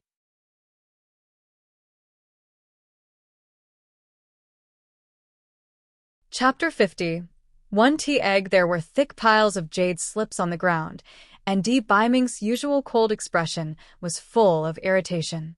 Even after he looked through so many jade slips, he could not find anyone with a case that was the same as the dark-skinned thing. It was basically unheard of for anyone to be able to directly absorb the power of lightning. The more he thought about it, the more he felt that the dark-skinned thing possessed an unusual physical constitution. The lightning tribulation was the most feared tribulation among cultivators. Countless powerful people had been defeated by the lightning tribulation, but here was the dark-skinned thing, capable of directly absorbing it. It was so illogical that it was terrifying just hearing about it. Di Biming did not like the situation. Although he did not understand what kind of mentality he had, he felt extremely awful because the situation was out of his control. He spent the whole night in the library. The first reason was that he wanted to find an explanation for Yun Chujia's special body constitution. The second reason was that he wanted to find a suitable cultivation method for Yun Chujiao. The next morning, Di Biming sighed. His eyes were red, and he was still unable to find anyone with the same situation as the dark-skinned thing. Fortunately, he finally found a slip containing skills that were suitable for the dark-skinned thing. Di Biming had carefully selected a cultivation technique called Thousand Illusion Lightning. It was suitable for those with lightning spirit roots, and there was no upper limit to the technique, which meant it was a technique that could be upgraded infinitely. Send this 1,000 illusion lightning and bottle of hair growth pills to the dark-skinned thing. Yes, Supreme Lord. As An was about to retreat, Debeiming added, "Tell that stupid thing that she must not let others know about her ability to directly absorb the power of lightning, or else she'll just end up attracting trouble. Also, get her to train well. If she can't reach the second level of spirit refinement realm after a month, I will show her no mercy." "Yes, Supreme Lord." An Een arrived at Yun Chujio's courtyard in the same evening. Yun Chujio was enjoying her dinner, and Chunyu was startled by an Een when he appeared abruptly. Just as she was about to call for help, Yun Chujio said with a smile, "This is my master servant." It was only then that Chunyu calmed down, but she still looked at him curiously. "Ninth young mistress, these are the hair growth pills and cultivation technique that the Supreme Lord asked me to deliver to you." And Een respectfully gave the items to Yun Chujio.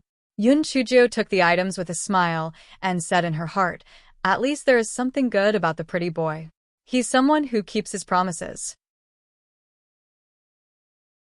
Ninth young mistress, the Supreme Lord also wants me to tell you that you must not let others know about the fact that you can directly absorb the power of lightning in order to avoid drawing trouble to yourself, and Een said solemnly.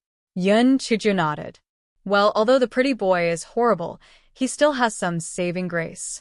Ninth young mistress, the Supreme Lord also said that if you are not able to reach the second level of spirit refinement realm after a month, he will show you no mercy, and Een recited Debeiming's statement word for word. All the feelings of gratitude that Yun Chujio felt toward Debeiming earlier instantly faded away. "One bastard. It's impossible for me to reach the second level of spirit refinement realm in a month. The pretty boy is just trying to cause me trouble." A thought then bloomed in Yun Chujio's head. She glanced at her table and picked up a tea egg. "Chunyu, wrap this tea egg in oil paper." Yun Chujio took the wrapped tea eggs and handed them to an Een. "An Een, take this tea egg to your Supreme Lord and tell him that this is from me." An Een felt his lips twitch. What does she mean by giving him a tea egg? The ninth young mistress is too stingy. "It's the first time I've encountered someone giving tea eggs to my Supreme Lord." Although an Een was continuously making sarcastic quips in his heart, he went back with a tea egg. "Milady, there are so many good things in our house. Why did you give your master only one tea egg?" "Well, tea eggs are easy to carry and they are nutritious. The gift itself may be small, but my expression of goodwill is great," Yun Chujio said while she suppressed her grin. Giving someone a tea egg is equal to asking a person to go away. Of course, it can also be understood as calling a person an idiot or a bastard. Well, no matter what, it feels good to vent. The next morning, an Een saw Debeiming, and he respectfully handed the tea egg to him. "Supreme Lord, this is a gift from the ninth young mistress."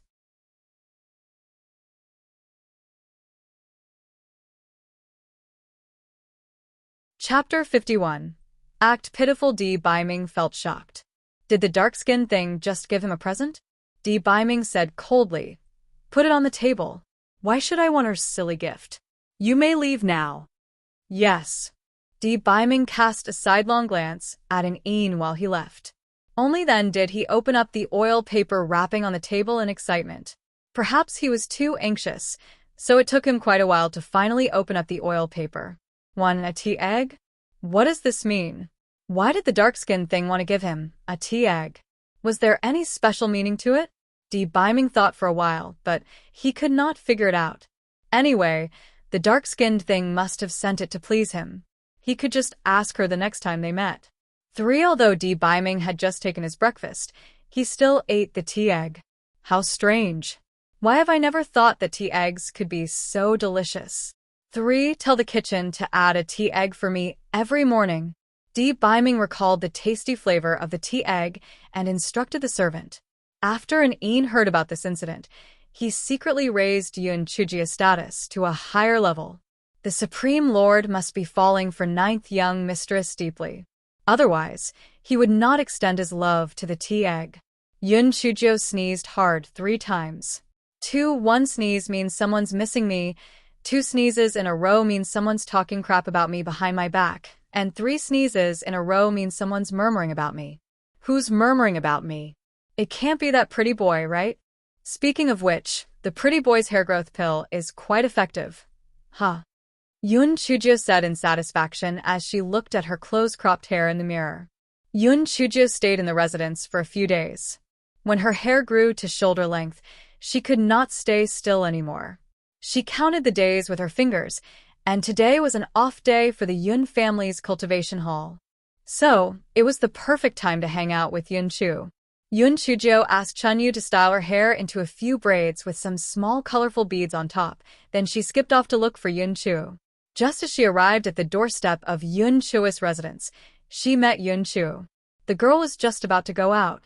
"Fifth sister, where are you going?" Yun Chujio curiously asked.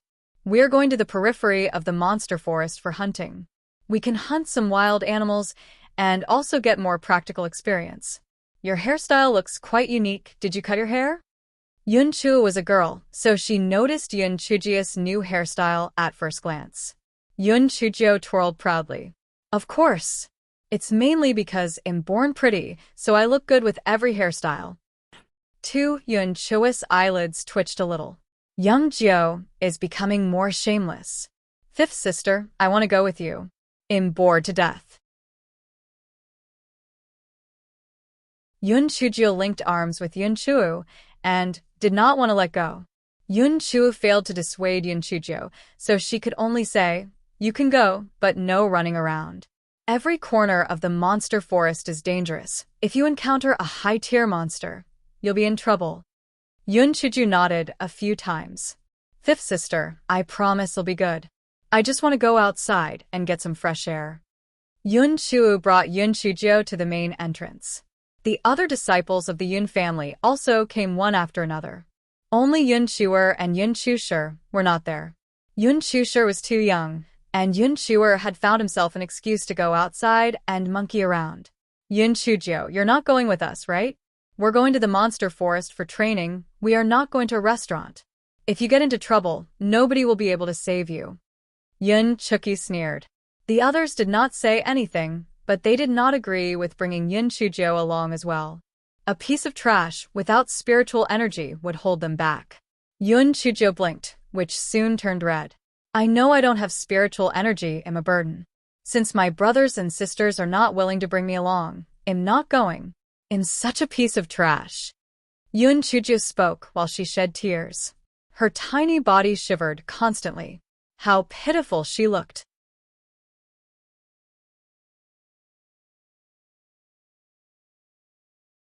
Chapter 52. Chubby Rabbit. When Yun Chujio started to act pitiful, the boys found that they were unable to bear the sight. Yun Chusher quickly comforted her. "Young Jio, don't cry. Follow me. I'll protect you since I'm your fourth brother." "Yes, young Jio. I have my duty as your sixth brother to protect you as well. Just follow us." "That's right. It's not like we can't protect you alone with so many of us around. Young Jio, your eighth brother will protect you." Yun Chuba held out his fist and said boisterously, "Old eighth, forget it. You might end up being the one who needs protection. You're just at the second level of spirit refinement realm, and you want to be a hero?" Yun Chuki said tartly when she saw everyone protecting young Jio. Humph. "Seventh sister, you just reached the third level of spirit refinement realm. Your achievements aren't a big deal either." Yun Chuba was a hot-blooded young man. When he heard Yun Chuki's trash talk, he immediately fought back tit for tat. Yun Chi coughed dryly a few times. "All right, stop arguing. Well, bring young Jio along, and I'll protect her. Let's go." As the eldest, Yun Chujio still stood as an authoritative figure among the younger members of the Yun family. Hence, all of them got on their horses and brought their guards along to head to the monster-infested forest. Yun Chui picked an obedient filly for Yun Chujio, and she stopped shedding tears immediately. She happily got on the filly, moved next to Yun Chu, and started to chat up a storm with her. There were no visible signs of any sadness on her at all. Everyone suddenly felt like they had been cheated. "Young Jio, could you at least be more professional when you're putting up an act?" Yun Chuki angrily said to Yun Chushan, "Third sister, young Jio is becoming worse. She sounds so convincing when she lies." Yun Chushan stared at Yun Chujio's back.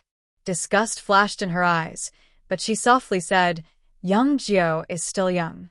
Since everyone pampers her so much, she can't avoid being a bit unpredictable. Humph. It's all because the head of the household treasures her so much. These people are just trying to curry to her favor. That piece of trash is just marching to her own death by going to the monster forest when she has no spiritual energy whatsoever. Yun Chuki became angrier after she listened to Yun Chushan. Yun Chushan smiled but said nothing. However, she did think about something. It'll be pretty good if an accident happens later. This Yun Chujio is becoming even more difficult to understand than before. And she's getting more annoying. 2 hours later, the people of the Yun family arrived on the outskirts of the monster forest. All of them got down from their horses, took 2 guards with them, and entered the forest. Yun Chujio had fled in a hurry last time, so it was only natural that she did not have time to observe the forest carefully. The monster forest looked slightly similar to the rainforests in her previous life. Other than the tall trees, there were also a lot of vines and shrubs. Young Jio, these coral berries are sweet and sour. Girls love them. Yun Chuba twisted off a twig for Yun Chujio, and red berries covered the entire twig. Thank you, 8th brother. You're so kind. When Yun Chujio heard there was something to eat, her eyes immediately lit up with joy. Once she finished speaking, however, Yun Chujio could not help but feel amused. This poor, unfortunate soul. Why are you ranked 8th in the house? You just had to get the number that means busybody, huh? Yun Chuba looked at Yun Chujio's smiling face and he thought, this young Jio is really cute. Why didn't I notice last time? Having a younger sister like her feels pretty good. Everyone, be careful. A monster is coming over. Yun Chi quickly warned them. Everyone swiftly hid their bodies and waited for their prey to appear. Yun Chujio was quite excited. I haven't seen a monster before. What does a monster look like? Soon, a gray monster appeared. Yun Chujio focused on it. Oh my, isn't this just a chubby rabbit? Do we need to be so serious with such a weak rabbit? Yun Chujio soon cast aside her childish thoughts because the weak-looking rabbit actually spat out a wind blade.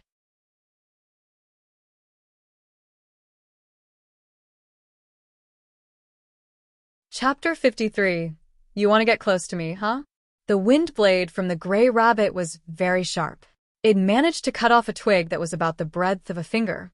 Yun Chulu and Yun Chuba jumped out, and 2 of them started to fight with the gray rabbit. Yun Chujio found this incredibly interesting. Those from the 1st level in Spirit Refinement Realm to the 3rd level in Spirit Refinement Realm could not release their spiritual energy yet. The only thing better about them compared with normal humans was that they were more agile. Those at the 4th level in Spirit Refinement Realm could release their spiritual energy to launch attacks, and they could make a shield with their spiritual energy to protect themselves. Yun Chulu was at the 3rd level in Spirit Refinement Realm while Yun Chuba was at the 2nd level in Spirit Refinement Realm. Neither could release their spiritual energy, but fortunately, the gray rabbit needed some time to gather its power before it could spit out its wind blade. So, both of them could still handle the rabbit with their nimble movements. After half an hour, the gray rabbit became a dead rabbit. With a heroic air, Yun Chuba spoke to young Jio. Young Jio, did you see how capable I was? I'll take care of you in the future. Yun Chujio put on an admiring look. 6th brother, 8th brother, you're both awesome. Humph. You're so ignorant. It's just a 1st-tier windblade rabbit. I can kill it alone. What's so amazing about that? Yun Chuki sneered by the side. Yun Chujio rolled her eyes in her heart. Is Yun Chuki's zodiac sign a hedgehog or something? Yun Chuba was naturally unwilling to accept what she said, so he started to argue with Yun Chuki again. Yun Chuyi's expression darkened. Chuki, Chuba, if both of you keep causing a ruckus, go home. Yun Chuki and Yun Chuba glared at each other. They stopped talking, and they looked rather ashamed of themselves.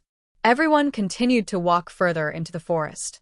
They met some monsters back to back, but those were just 1st-tier monsters. Yun Chujio never really realized just what kind of strange world she had come to in the past.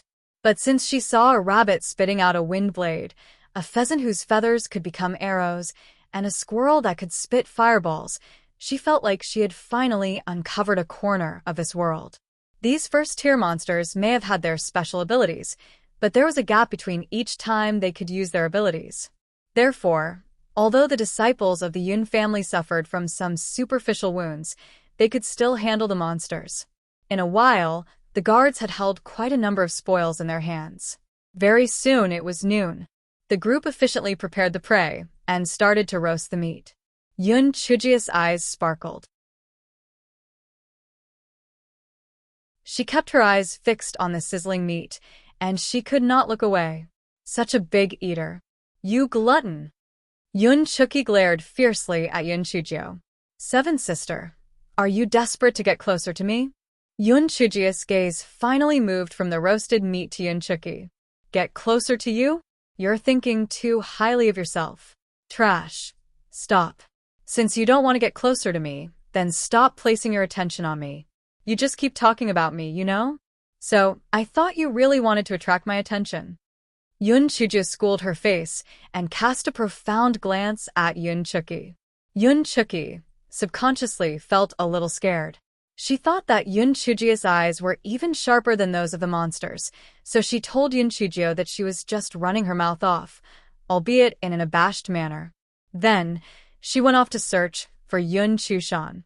Finally, the world around her became quiet, and the meat was also done. Yun Chujio was not afraid of being scalded. She grabbed the rabbit leg that Yun Chui passed to her and started to munch on it. Yum. Yummy. Delicious. It tastes so good. Yun Chujio was extremely happy. This monster meat tastes much better than normal meat. It's so fresh and tender, fat but not greasy, lean but not dry. It's a true delicacy. While Yun Chu was eating happily, Yun Chui shouted, "Hide. A second-tier monster is coming over." Yun Chu dragged Yun Chujio to the shrubs at the side to hide. Yun Chujio was so angry that she glared in anger. Why did this friggin' monster have to come now? Damn it.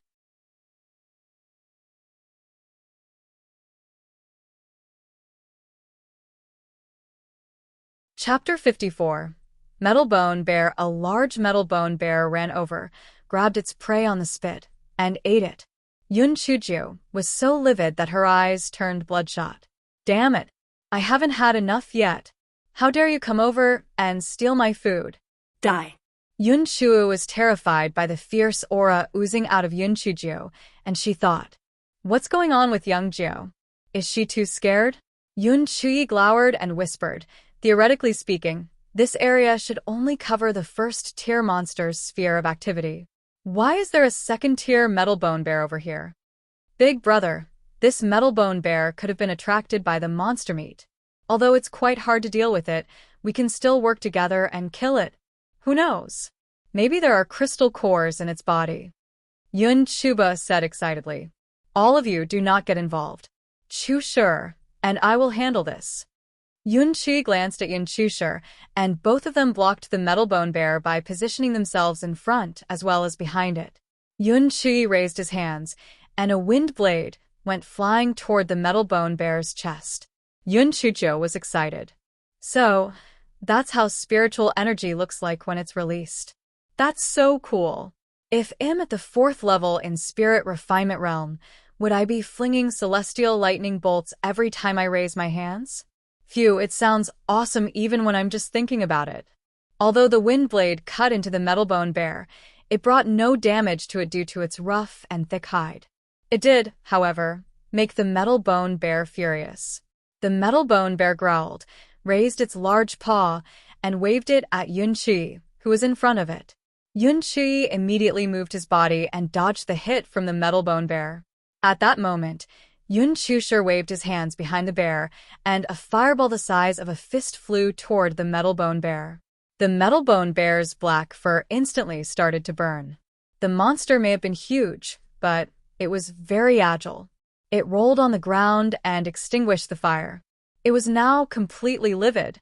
It started to growl loudly. Growl. Similar growls could be heard from a spot not far away. Oh no!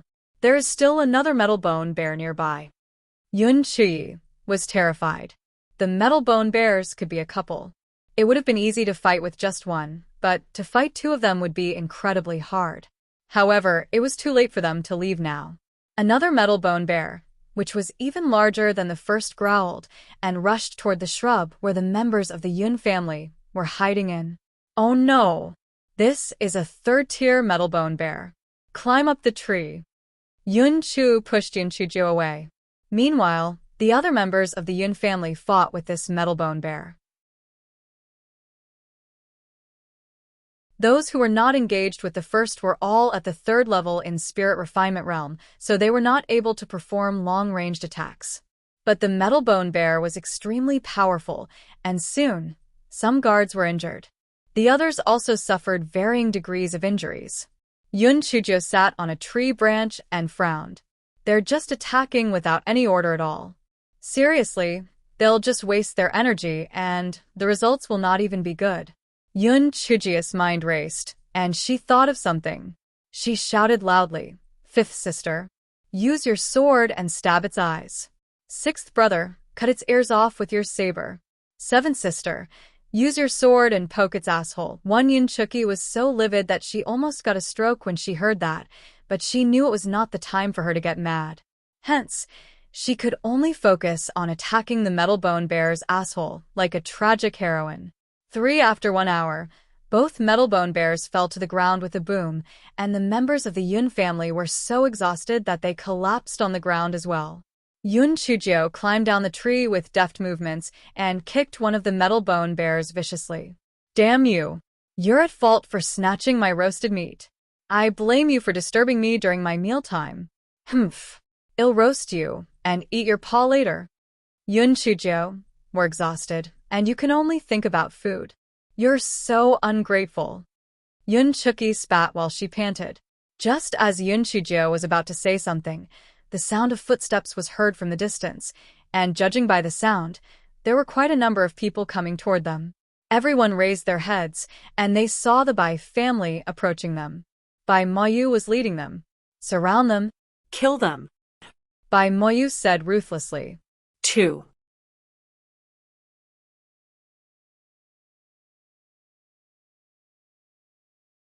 Chapter 55. That's your love for me. Bai Moyu, are you mad? Although there has always been bad blood between our families, we have a mutual agreement to not rob or kill each other. What are you trying to do now? Yun Chui felt his heart sink. Right then, everyone was exhausted, and it was impossible for them to fight back. Even if they fought, they would definitely be killed. Bai Moyu sneered. "All of you should be grateful to Yun Chujo. If she hadn't offended me first, I wouldn't be so cruel. I'll kill all of you, so that the Yun family will have no offspring. Ha ha ha. I'd like to see just how you can even think about opposing the Bai family by then." Yun Chuki glared at Yun Chujo fiercely. As for Yun Chushan, she had a strange expression as if she was cooking something up in her mind. Yun Chujo never expected Bai Moyu to do such a thing. Seriously, he's a real sinister one. Unless the Yun family managed to completely retreat today, they would definitely hold a grudge against her. Yun Chujo would not be able to gain a footing in the Yun family in the future as well. Bai Moyu, young Zhou only scammed 500,000 taels of silver from you. We can just return it to you once we get back. Yun Chui hoped to buy them some time. Once everyone's stamina recovered, they might actually have a winning chance. Bai Moru walked out from the back, and she looked savage. "Brother, you don't have to talk to them. Just kill them." "Pass Yun Chujo to me. I'm going to kill her myself." Yun Chushan suddenly spoke up. "Young Master Moyu, Miss Moru, since Yun Chujo is the cause of this problem, we can just hand her over to you. There's no need for us to make a big fuss over this. Even if you really fight with us, you might not be able to achieve complete victory." A thought then materialized in Bai Moya's head. "Third lady, what you've said is reasonable. All right. As long as you leave Yun Chujo behind, all of you can leave immediately. Chushan, enough with the nonsense. Young Jiao is our sister. There is no way we are abandoning her." Yun Chuyi rebuked Yun Chushan. "Big brother, I can't bear leaving young Jiao behind too, but we can't just cast away the majority for the minority. Are all of us going to get killed because of her? Young Jiao, Tell us, shouldn't you be responsible for this? Yun Chushan asked Yun Chujio, as though she could not bear the thought of sacrificing her too. However, before Yun Chujio could say anything, Yun Chu became the first to oppose Yun Chushan's decision. No. I won't agree to it. I'll never hand young Jiu over to them. If worse comes to worst, we can just fight them to the death. I won't stand for this too. I'm not afraid to die at all. I'll just be reincarnated, and 12 years later, I'll still be a man. Yun Chuba, will not betray my sister just so that I can survive. Exactly. At worst, we can all die together and become siblings again in our next life. Yun Chulu forced himself to stand, and he carried his large saber so that he could shield Yun Chujio. Chushur, Chuki, what do you say? Yun Chuyi looked at Yun Chushur and Yun Chuki. Yun Chushur smiled coldly. We, members of the Yun family, are willing to fight to the death instead of staying alive without dignity. If you want to kill young Jiu, you will need to do it over my dead body. Chuki, what about you? Yun Chushan's face was a little pale.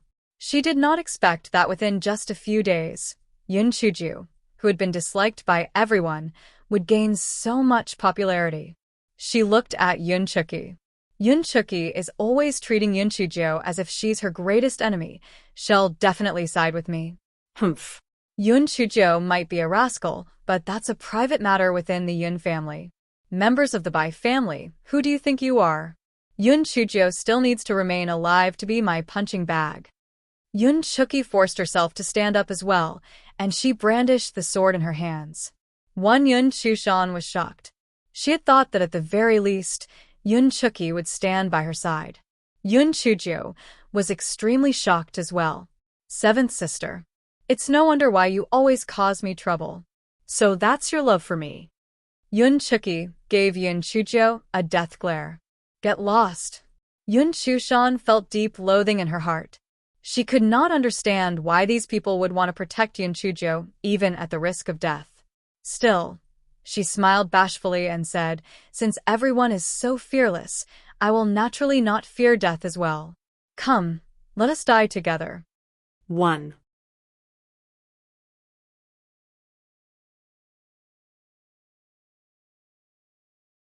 Chapter 56. I thought you were supposed to be trash. Bai Moyu looked at the Yun family members, a sinister look creeping along his features. Since you want to die so much, don't blame me for doing this. Go. Leave none alive. Wait. Yun Chujio skipped to the front and said, you can just kill me. Let my brothers and sisters leave. Young Jiu, come back. Yun Chu immediately reached out to pull Yun Chujio back. Young Jiu. Yun Chuyi and the others also stood in front of Yun Chujio to shield her. Yun Chujio, get your stupid *SS over here. Yun Chuki glared at Yun Chujio. Yun Chujio pretended to be strong and smiled at everyone. I understand your kindness toward me, my brothers and sisters. Third sister is right. I can't have everyone die because of me. When all of you go back, please just give me a grand funeral and offer more joss papers on the 1st and 15th of every lunar month for me. Oh, and good food. That'll do. Nonsense. Young Jiu will not abandon you. Yun Chuyi scowled at Yun Chushan when he heard what Yun Chujio said. I know that this third sister of mine is a scheming individual, but I didn't expect her to be so selfish. The other members of the Yun family also looked at Yun Chushan in disapproval, and they, too, tried to persuade Yun Chujio from sacrificing herself. Yun Chushan lowered her head, losing the courage to meet the people's gazes. In her heart was a deep hatred for Yun Chujio. Yun Chujio, you better die today. Or else, I'll kill you one day with my own hands. Big brother, you don't have to say anything else. I've made up my mind. I've wronged the Yun family many times in the past, and you can think of this as me making up to all my wrongdoings. By Moer, didn't you say you want to kill me? Just kill me if you have the guts to do so. Don't be all bark and no bite. You better not disappoint me. Yun Chujio suddenly wrenched herself from Yun Chua's grasp and rushed toward Bai Moru. Bai Moru's eyes had been bloodshot for some time. When she saw Yun Chujio run toward her, she lifted her sword and slashed at Yun Chujio. The members of the Yun family wanted to move forward, but they were blocked by the Bai family after a wave from Bai Moya's hand. Bai Moyu did not move forward to help Bai Moru. In his mind, he believed that Moru must have been careless and fell for Yun Chujio's trap last time. Now, she would definitely be able to kill Yun Chujio, and in turn, prevent this incident from turning into an inner demon that would plague her during her cultivation in the future. Also, even if Moru is in danger, it'll never be too late for me to help. There's no way someone at the 4th level in Spirit Refinement Realm, would not be able to deal with a piece of trash. Right after Bai Moyu thought of this, he heard a horrible shriek. Big brother, save me. Bai Moyu turned around and saw Yun Chujio holding a sword against Bai Mora's neck. Her right arm hung unnaturally limp by her side, a clear sign that it was dislocated. What happened? Bai Moyu could not believe what he saw. In just around 10 breaths, Moru had actually been suppressed by that sorry excuse of a human being? The members of the Yun family were shocked as well. But they had managed to see all that transpired. When Bai Mora's sword went for Yun Chujio moved around Bai Moru with bizarre movements and hit Bai Mora's shoulder with a knife hand strike. The sword on Bai Mora's hand was then grabbed by Yun Chujio, and immediately after, Yun Chujio had pressed the blade against Bai Mora's neck. The entire process had lasted only around the span of 10 breaths, and the members of the Bai family had not even managed to register what had happened. For a period of time, both the Bai family and Yun family were a little dumbfounded. Isn't Yun Chujio supposed to be trash, who can't cultivate? Just what sort of skill did she possess to subjugate Bai Moru with just one move? It had to be known that she was at the 3rd level in Spirit Refinement Realm. Even someone at the 5th level in Spirit Refinement Realm might not be able to do that. Had Yun Chujio been hiding her skills all this while? Yun Chujio bared her teeth. Bai Moyu, take your people and go, or else I'll kill Bai Moru. Bai Moya's face was livid with rage. He resented Bai Moru for her incompetence. It was all her fault that his plan had been completely ruined. Let go of Moru first, and I'll let you all leave, Bai Moyu said with a gloomy look. Do you think I'm dumb? I'll let go of Bai Moru when we're safely back home. But Yun Chujio was a cunning person. There was no way she would be fooled.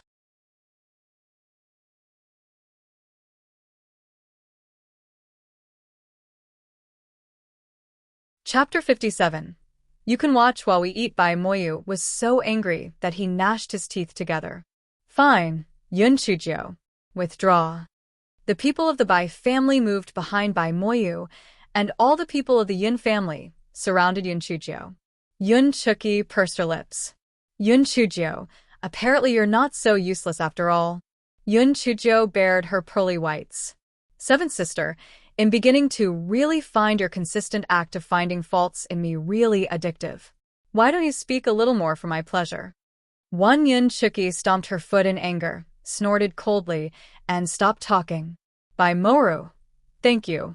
If it weren't for you, we wouldn't have been able to get out of this situation, Yun Chujio said with a smile.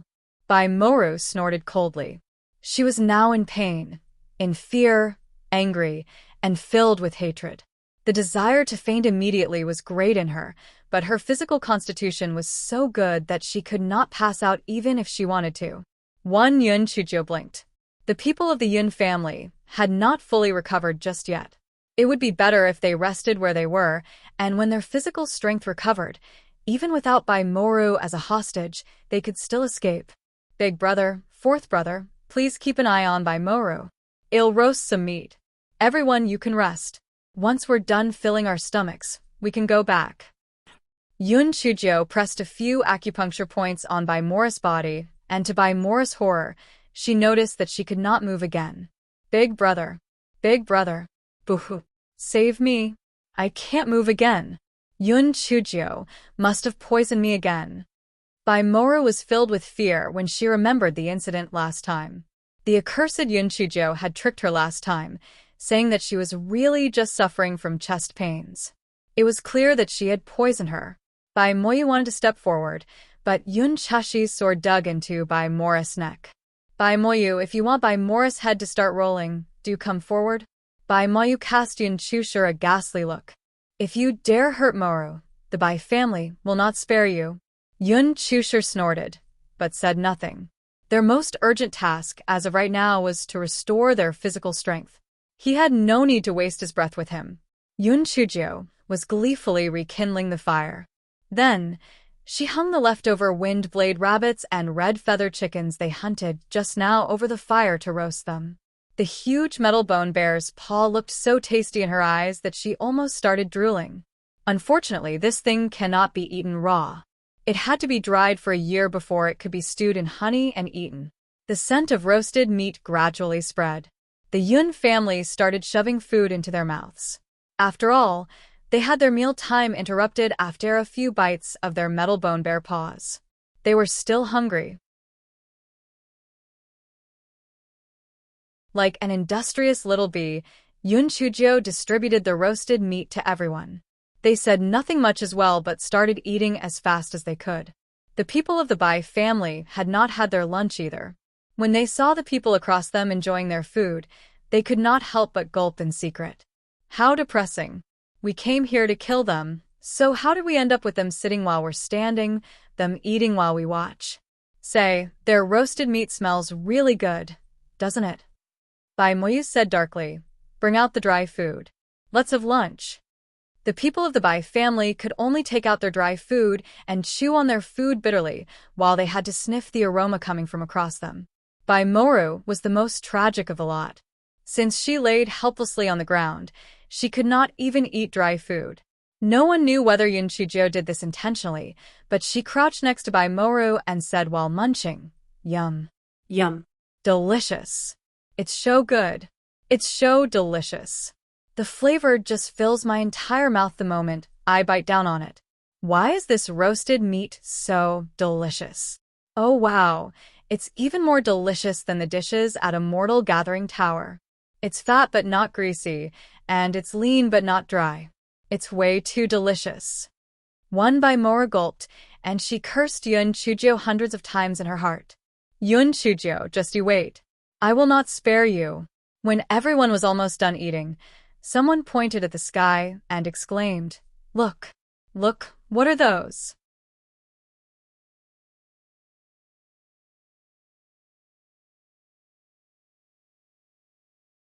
Chapter 58. Uninvited guest. Everyone looked up and saw 3 black spots appearing in the sky. They were approaching quickly. Oh gosh. That's the legendary flying spirit artifact. A powerful person must have arrived. Kneel down. Kneel down quickly. If the powerful person is angry, well, all be dead. Both the Bai family and the Yun family fell to their knees, fearing that they might have brought trouble on themselves. Yun Chu saw that Yun Chuju was still nibbling at the rabbit's legs happily and quickly yanked her. But Yun Chujio could care less about kneeling in front of this powerful person. She just sat on the ground as she blinked and stared at the incoming flying spirit artifact. Baiming used the flying spirit artifact to come and go every time. But to prevent unwanted attention, Baiming kept a low profile and often used the flying spirit artifact only when he was at a remote spot. That was why Yun Chujio had never seen a flying spirit artifact before. TSK. That's nothing. I've even seen an airplane before. Why would I even care about this stupid toy? Even though Yun Chujio made this quip in her mind, her eyes were so bright that they were frightening. But it'll be good if I can get something like that for myself. It'll be so convenient for my travels. One Yun Chujio and the others were at a spot that was relatively flat, and they were surrounded by low shrubs. The 3 flying spirit artifacts actually flew toward them in order to get a smooth landing. Yun Chujio rolled her eyes. This thing is actually more advanced than an airplane. It did not even make a sound. I wonder how the propulsion works. The 3 flying spirit artifacts were not large. Only 3 people could ride on each of them. When Yun Chujio saw one of the women in white, her heart sank. This is bad. Why is she here? But the Bai siblings were surprised and delighted. Bai Moru shouted with a quiver in her voice, Sister Yenran, save me. Bai Moyu also added quickly, "Little sister Yanran, please save Mora." Yun family schemed against her and captured her. A beautiful middle-aged woman beside Su Yanran glanced at the people and frowned. "Yanran, do you know them?" "Grand aunt. These are my uncle's nephew and niece." Su Yanran silently despaired over her bad luck. She finally managed to come out with her grandaunt for a stroll, so why did she just have to meet the Bai siblings? How unlucky. The beautiful woman raised her eyebrows. "Since there are relatives, let's give them a hand. Luo Yin, go and solve the problem." Yes. Elder Su. A young man responded respectfully. "Junior sister Yanran, don't worry, they're just some ants." There was a flattering lilt in Luo Yin's voice. Although Su Yanran had not yet entered the Falling Cloud sect, as long as Elder Su was here, Su Yanran would be a core disciple in the sect sooner or later, so there was no wrong in him trying to gain her favor. What more? Su Yanran was absolutely beautiful, and anyone would be moved by her beauty. Su Yanran nodded slightly. "You're just a puny inner sect disciple and you're thinking of getting my hand? You sure are full of yourself." Luo Yin arrived in front of the Yun family and said arrogantly, "Release her. Otherwise, Donovan think of leaving this place alive." Luo Yin sneered. He knew that these ants would not dare to do anything. Yun Chi was worried that they might have gotten the Yun family in real hot water, and he quickly said, "Sir, this is just a small, private misunderstanding." "Well, let her go. Young Jiu, release Miss Bai." Although Yun Chijiu was upset and dissatisfied, she knew that she was compelled to do so because of the circumstances. The people that came here were not just slightly stronger than she was. They were like lions and she was just a chick. Even if she tried her hardest, she would not cause a splash. Yun Chijiu had to unseal by Morris acupuncture points. A ruthless flashed in by Moya's eyes. "This Yun Chijiu is really detestable. Now's the best chance to kill them all with the help of Falling Cloud sect."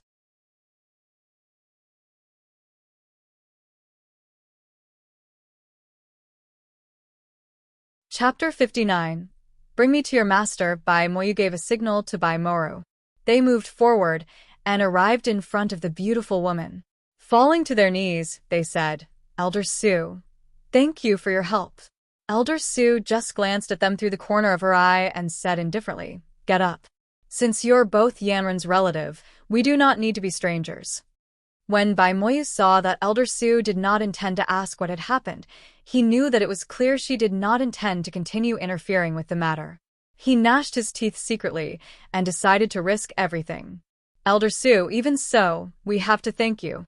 Yun Chijiu owns a mysterious poison. If you hadn't helped us, my sister might have ended up with a tragic fate." Just as he expected, Elder Su was now interested. "Mysterious poison?" Bai Moyu was delighted.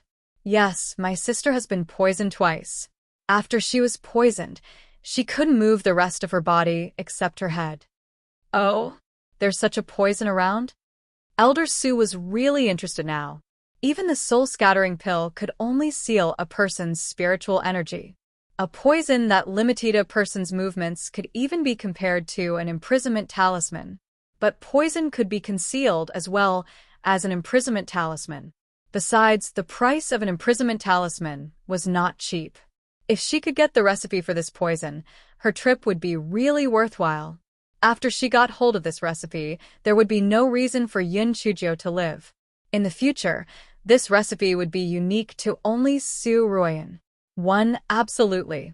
Little sister Yanran can testify for me. Bai Moyu was very happy. "Yun Chijiu, you are so dead."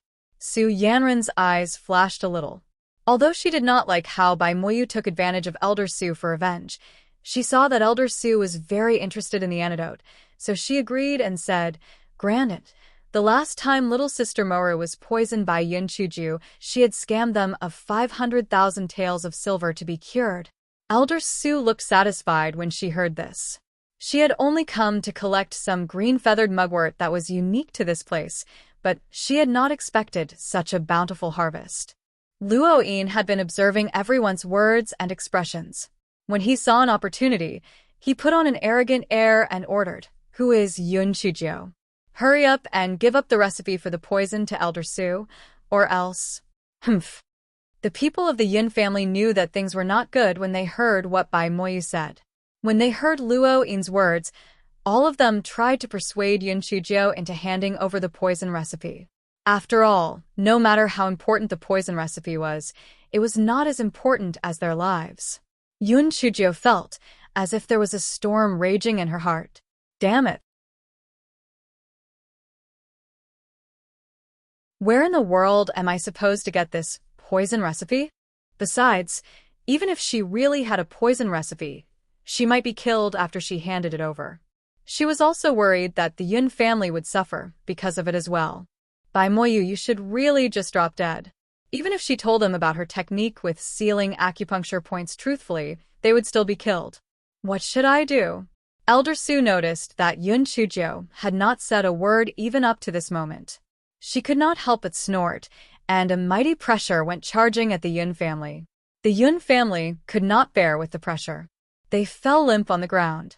The guards even coughed up blood, since they were already injured to begin with. Yun Chujio did not feel anything unusual. Her mind started racing, and she instantly came up with an idea. Yun Chujio decided to stand up and said arrogantly, "Elder Su, since things have progressed to this point, I have no choice but to tell you the truth. My master gave me the poison. If you want a recipe, go and get it from him." When Elder Su saw how Yun Chujio was unaffected by her might, she could not help but be puzzled. "Your master? Who is your master?" "My master doesn't allow me to tell others his name. He told me that whenever I meet a strong enemy, I am to tell them that he is the elder of the spiritual essence sect. If you don't show him respect, he will naturally uphold justice for me." Yun Chujio's expression was filled with arrogance.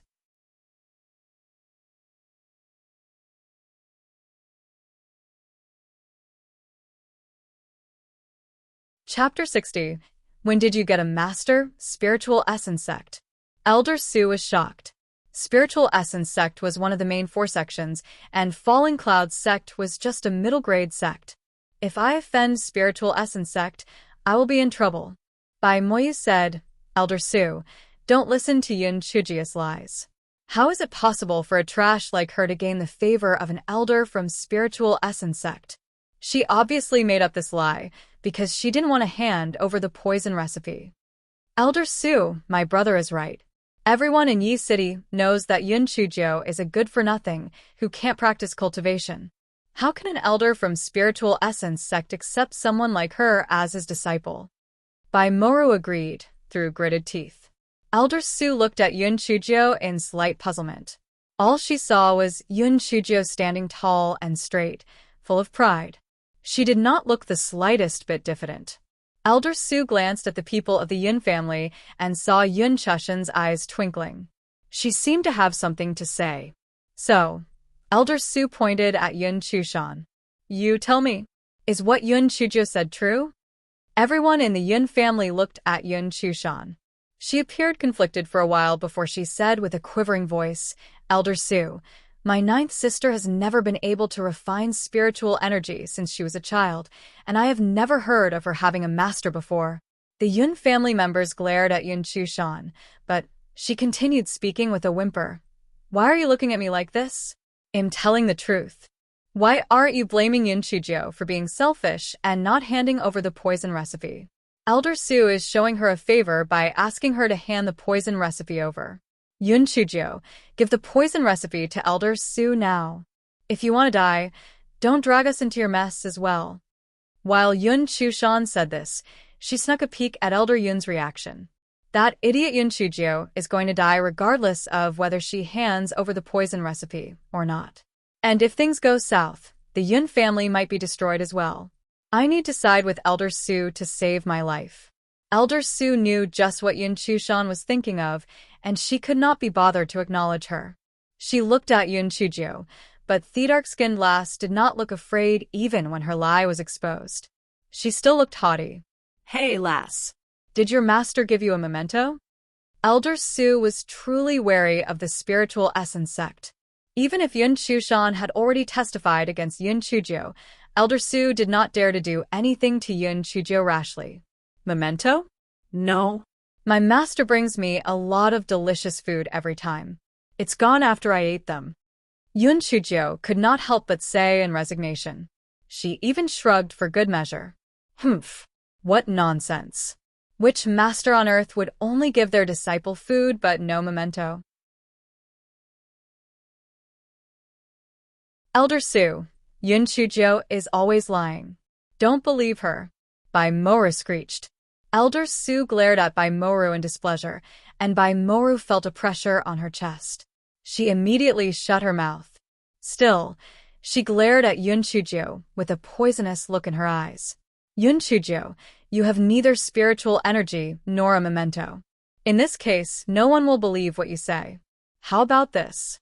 I'll have you come to Falling Cloud Sect as my guest for a while. When your master comes, I can meet him as well. Elder Su was not willing to take the risk of offending Spiritual Essence Sect, but she was not willing to give up on the poison recipe just yet. So she came up with an idea. If Yun Chujio's so-called master doesn't come and claim her, it won't be too late to kill this girl. But Yun Chujio was not scared at all. Instead, she looked eager. All right. I'm tired of E-City anyway. I might as well hang around at Falling Cloud Sect.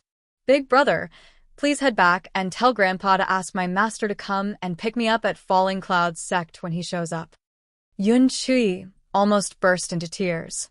Young Jiao, although you're really good at lying, you don't have a master.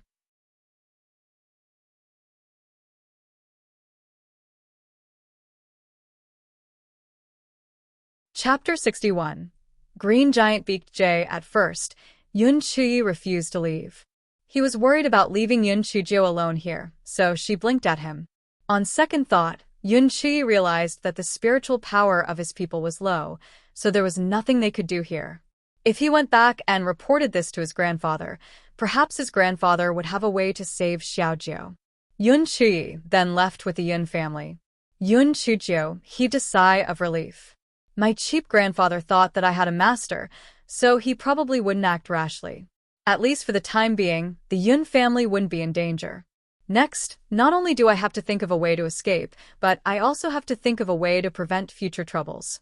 Seeing that the people from the Yun family had left, Elder Su said to the people from the Luoyun sect, "Let's go. We're going to collect the wormwood." Everyone from the Drifting Clouds sect led Yun Chujio deeper into the demonic beast forest. Bai Moya's heart stirred. Elder Su, let us follow you. Although our spiritual power is low, we can still do some miscellaneous things. Elder Su pondered for a moment before saying, "Come along. We'll be responsible for our own lives." Bai Moya's face lit up as he led the Bai family over. Although Yun Chujio was anxious in her heart, she looked entirely innocent. One moment she was picking wild fruits to eat, and the next moment she was surprised and curious about plants she had never seen before. The more she said this, the more Elder Su believed her words. If not for her confidence, how could a little girl have such strong willpower? Therefore, Elder Su was still polite to Yun Chujio and let her jump around. Bai Moru was so angry that her nose was almost crooked. Was Su Yanran's aunt stupid? Yun Chujio was obviously lying, and she actually believed her? How stupid. Su Yanran also did not believe Yun Chujio's words. I can't even enter a super sect like the Linghua sect with such good qualifications. How could a useless Yun Chujio be chosen by an elder of the Linghua sect? Although they encountered a few Tier 2 or even Tier 3 beasts along the way, the weakest among the Drifting Cloud sect disciples was at the 6th level of spirit enhancement. Considering how many of them there were, it didn't take much effort to get rid of them. Soon, they reached the first layer of the demonic beast forest. Only then did they truly enter the demonic beast forest. The previous part was merely the outer layer of the demonic beast forest. The wormwood was a middle-grade yellow-grade spirit medicine. Although its grade wasn't high, there were often accompanying beasts around it. Green Giant Beaked Jay. The Green Giant Beaked Jay was a Tier 3 demonic beast. Not only could they shoot out wind blades, but they would also use their huge beaks and sharp claws to attack people if they were provoked. Green giant-beaked jays lived in groups. Their nest was on a tree near the green feather artemisia plant, so it would take some effort to pluck it. The corners of Elder Seuss' lips curled into a cold smile. Bai Moyu, get your men to provoke the green giant-beaked jay and bring them somewhere further away. The faces of the Bai clan's people turned pale. The green giant-beaked jay was a Tier 3 demonic beast, and there were so many of them. If we went to provoke them, would we still have a chance to live? The Bai family looked pleadingly at Bai Moyu, hoping that he would reject them. Bai Moyu hesitated for a moment. Elder Su, the spiritual power of the people I brought is weak. This, Elder Su harumphed coldly. If you are unwilling, you can leave now. Bai Moyu gritted his teeth. If he offended Elder Su, the Drifting Clouds sect would definitely not be able to enter. Go ahead. Don't worry. If you survive, our Bai family will not mistreat you. If you unfortunately lose your life, your family will also receive a huge compensation. If you don't go, humph. Bai Moyu's expression was ruthless. Even though the Bai family's people were angry and hateful, they didn't have the strength to resist. They could only grit their teeth and anger those green giant-beaked jays. After the green giant-beaked jays were lured away, the people from the Drifting Cloud sect began to quickly pick the wormwood. Yun Chujio had also thought of doing something to kill all these people with the help of the green giant-beaked jay, but after thinking about it, she felt that it was inappropriate. Firstly, she was not completely confident that she could escape. Secondly, even if these people were dead, the Su family and the Drifting Cloud sect would definitely investigate, and the Yun family would still be unlucky. She nodded.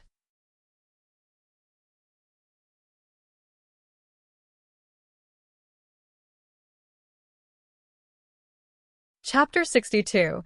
Demonic Beast Rebellion. After the people from the Drifting Cloud sect finished harvesting the wormwood tree, they quickly retreated.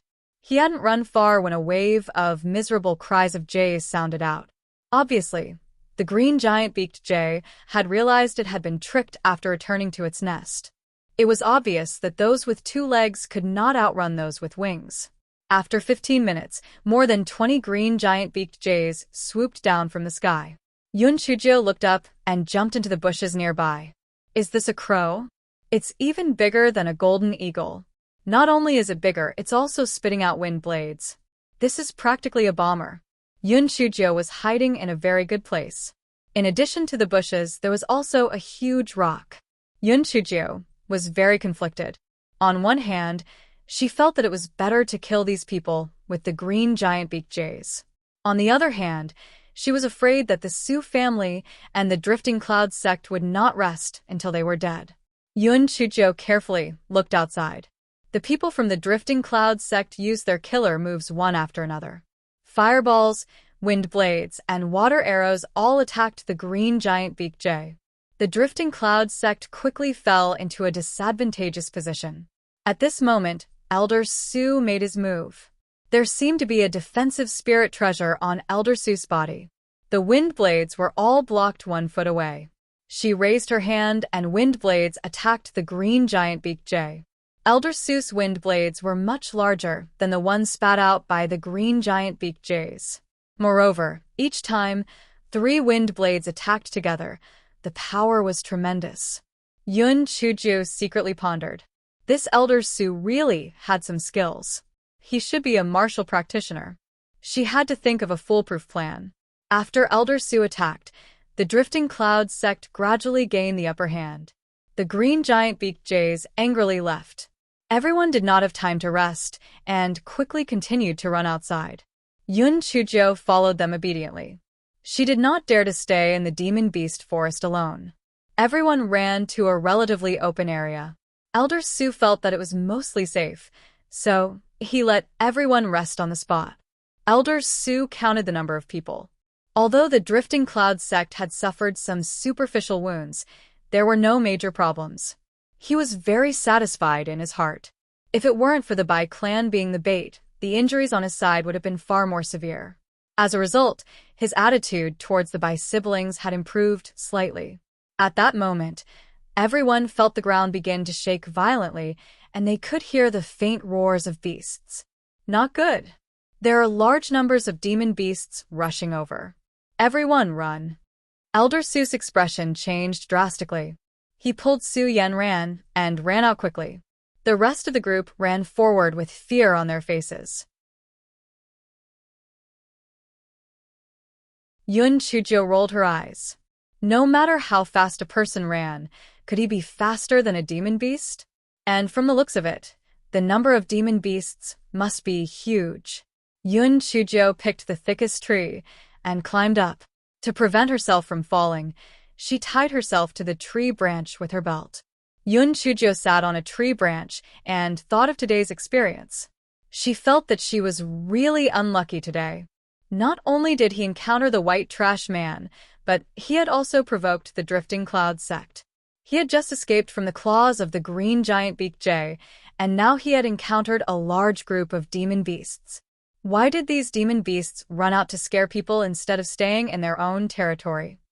As Yun Chuzhou was thinking, the ground began to shake even more violently, and a large number of demon beasts came roaring. Yun Chuzhou was so scared that she shrunk her neck. Oh my god, what level is this demon beast? Some demon beasts are even larger than elephants, like small mountains. They seemed to be avoiding something as they charged forward blindly. Some of the weaker ones were actually trampled to death by the other beasts. Yun Chuzhou couldn't help but rejoice that she didn't run with Elder Su and the others. With the speed of these demon beasts, they would catch up with them very quickly.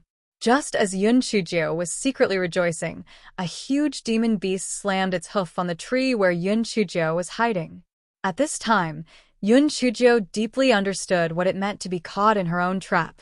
Because she was tightly tied to a tree branch by her own belt, she could not escape even if she wanted to. You're tuning in to the Blissful Bookshelf YouTube channel. We're so grateful for your support, and don't forget to subscribe to join us on this incredible journey through captivating stories. Your generosity through donations truly makes a world of difference, as it's the primary source of revenue that allows me to expand and enhance this channel for you.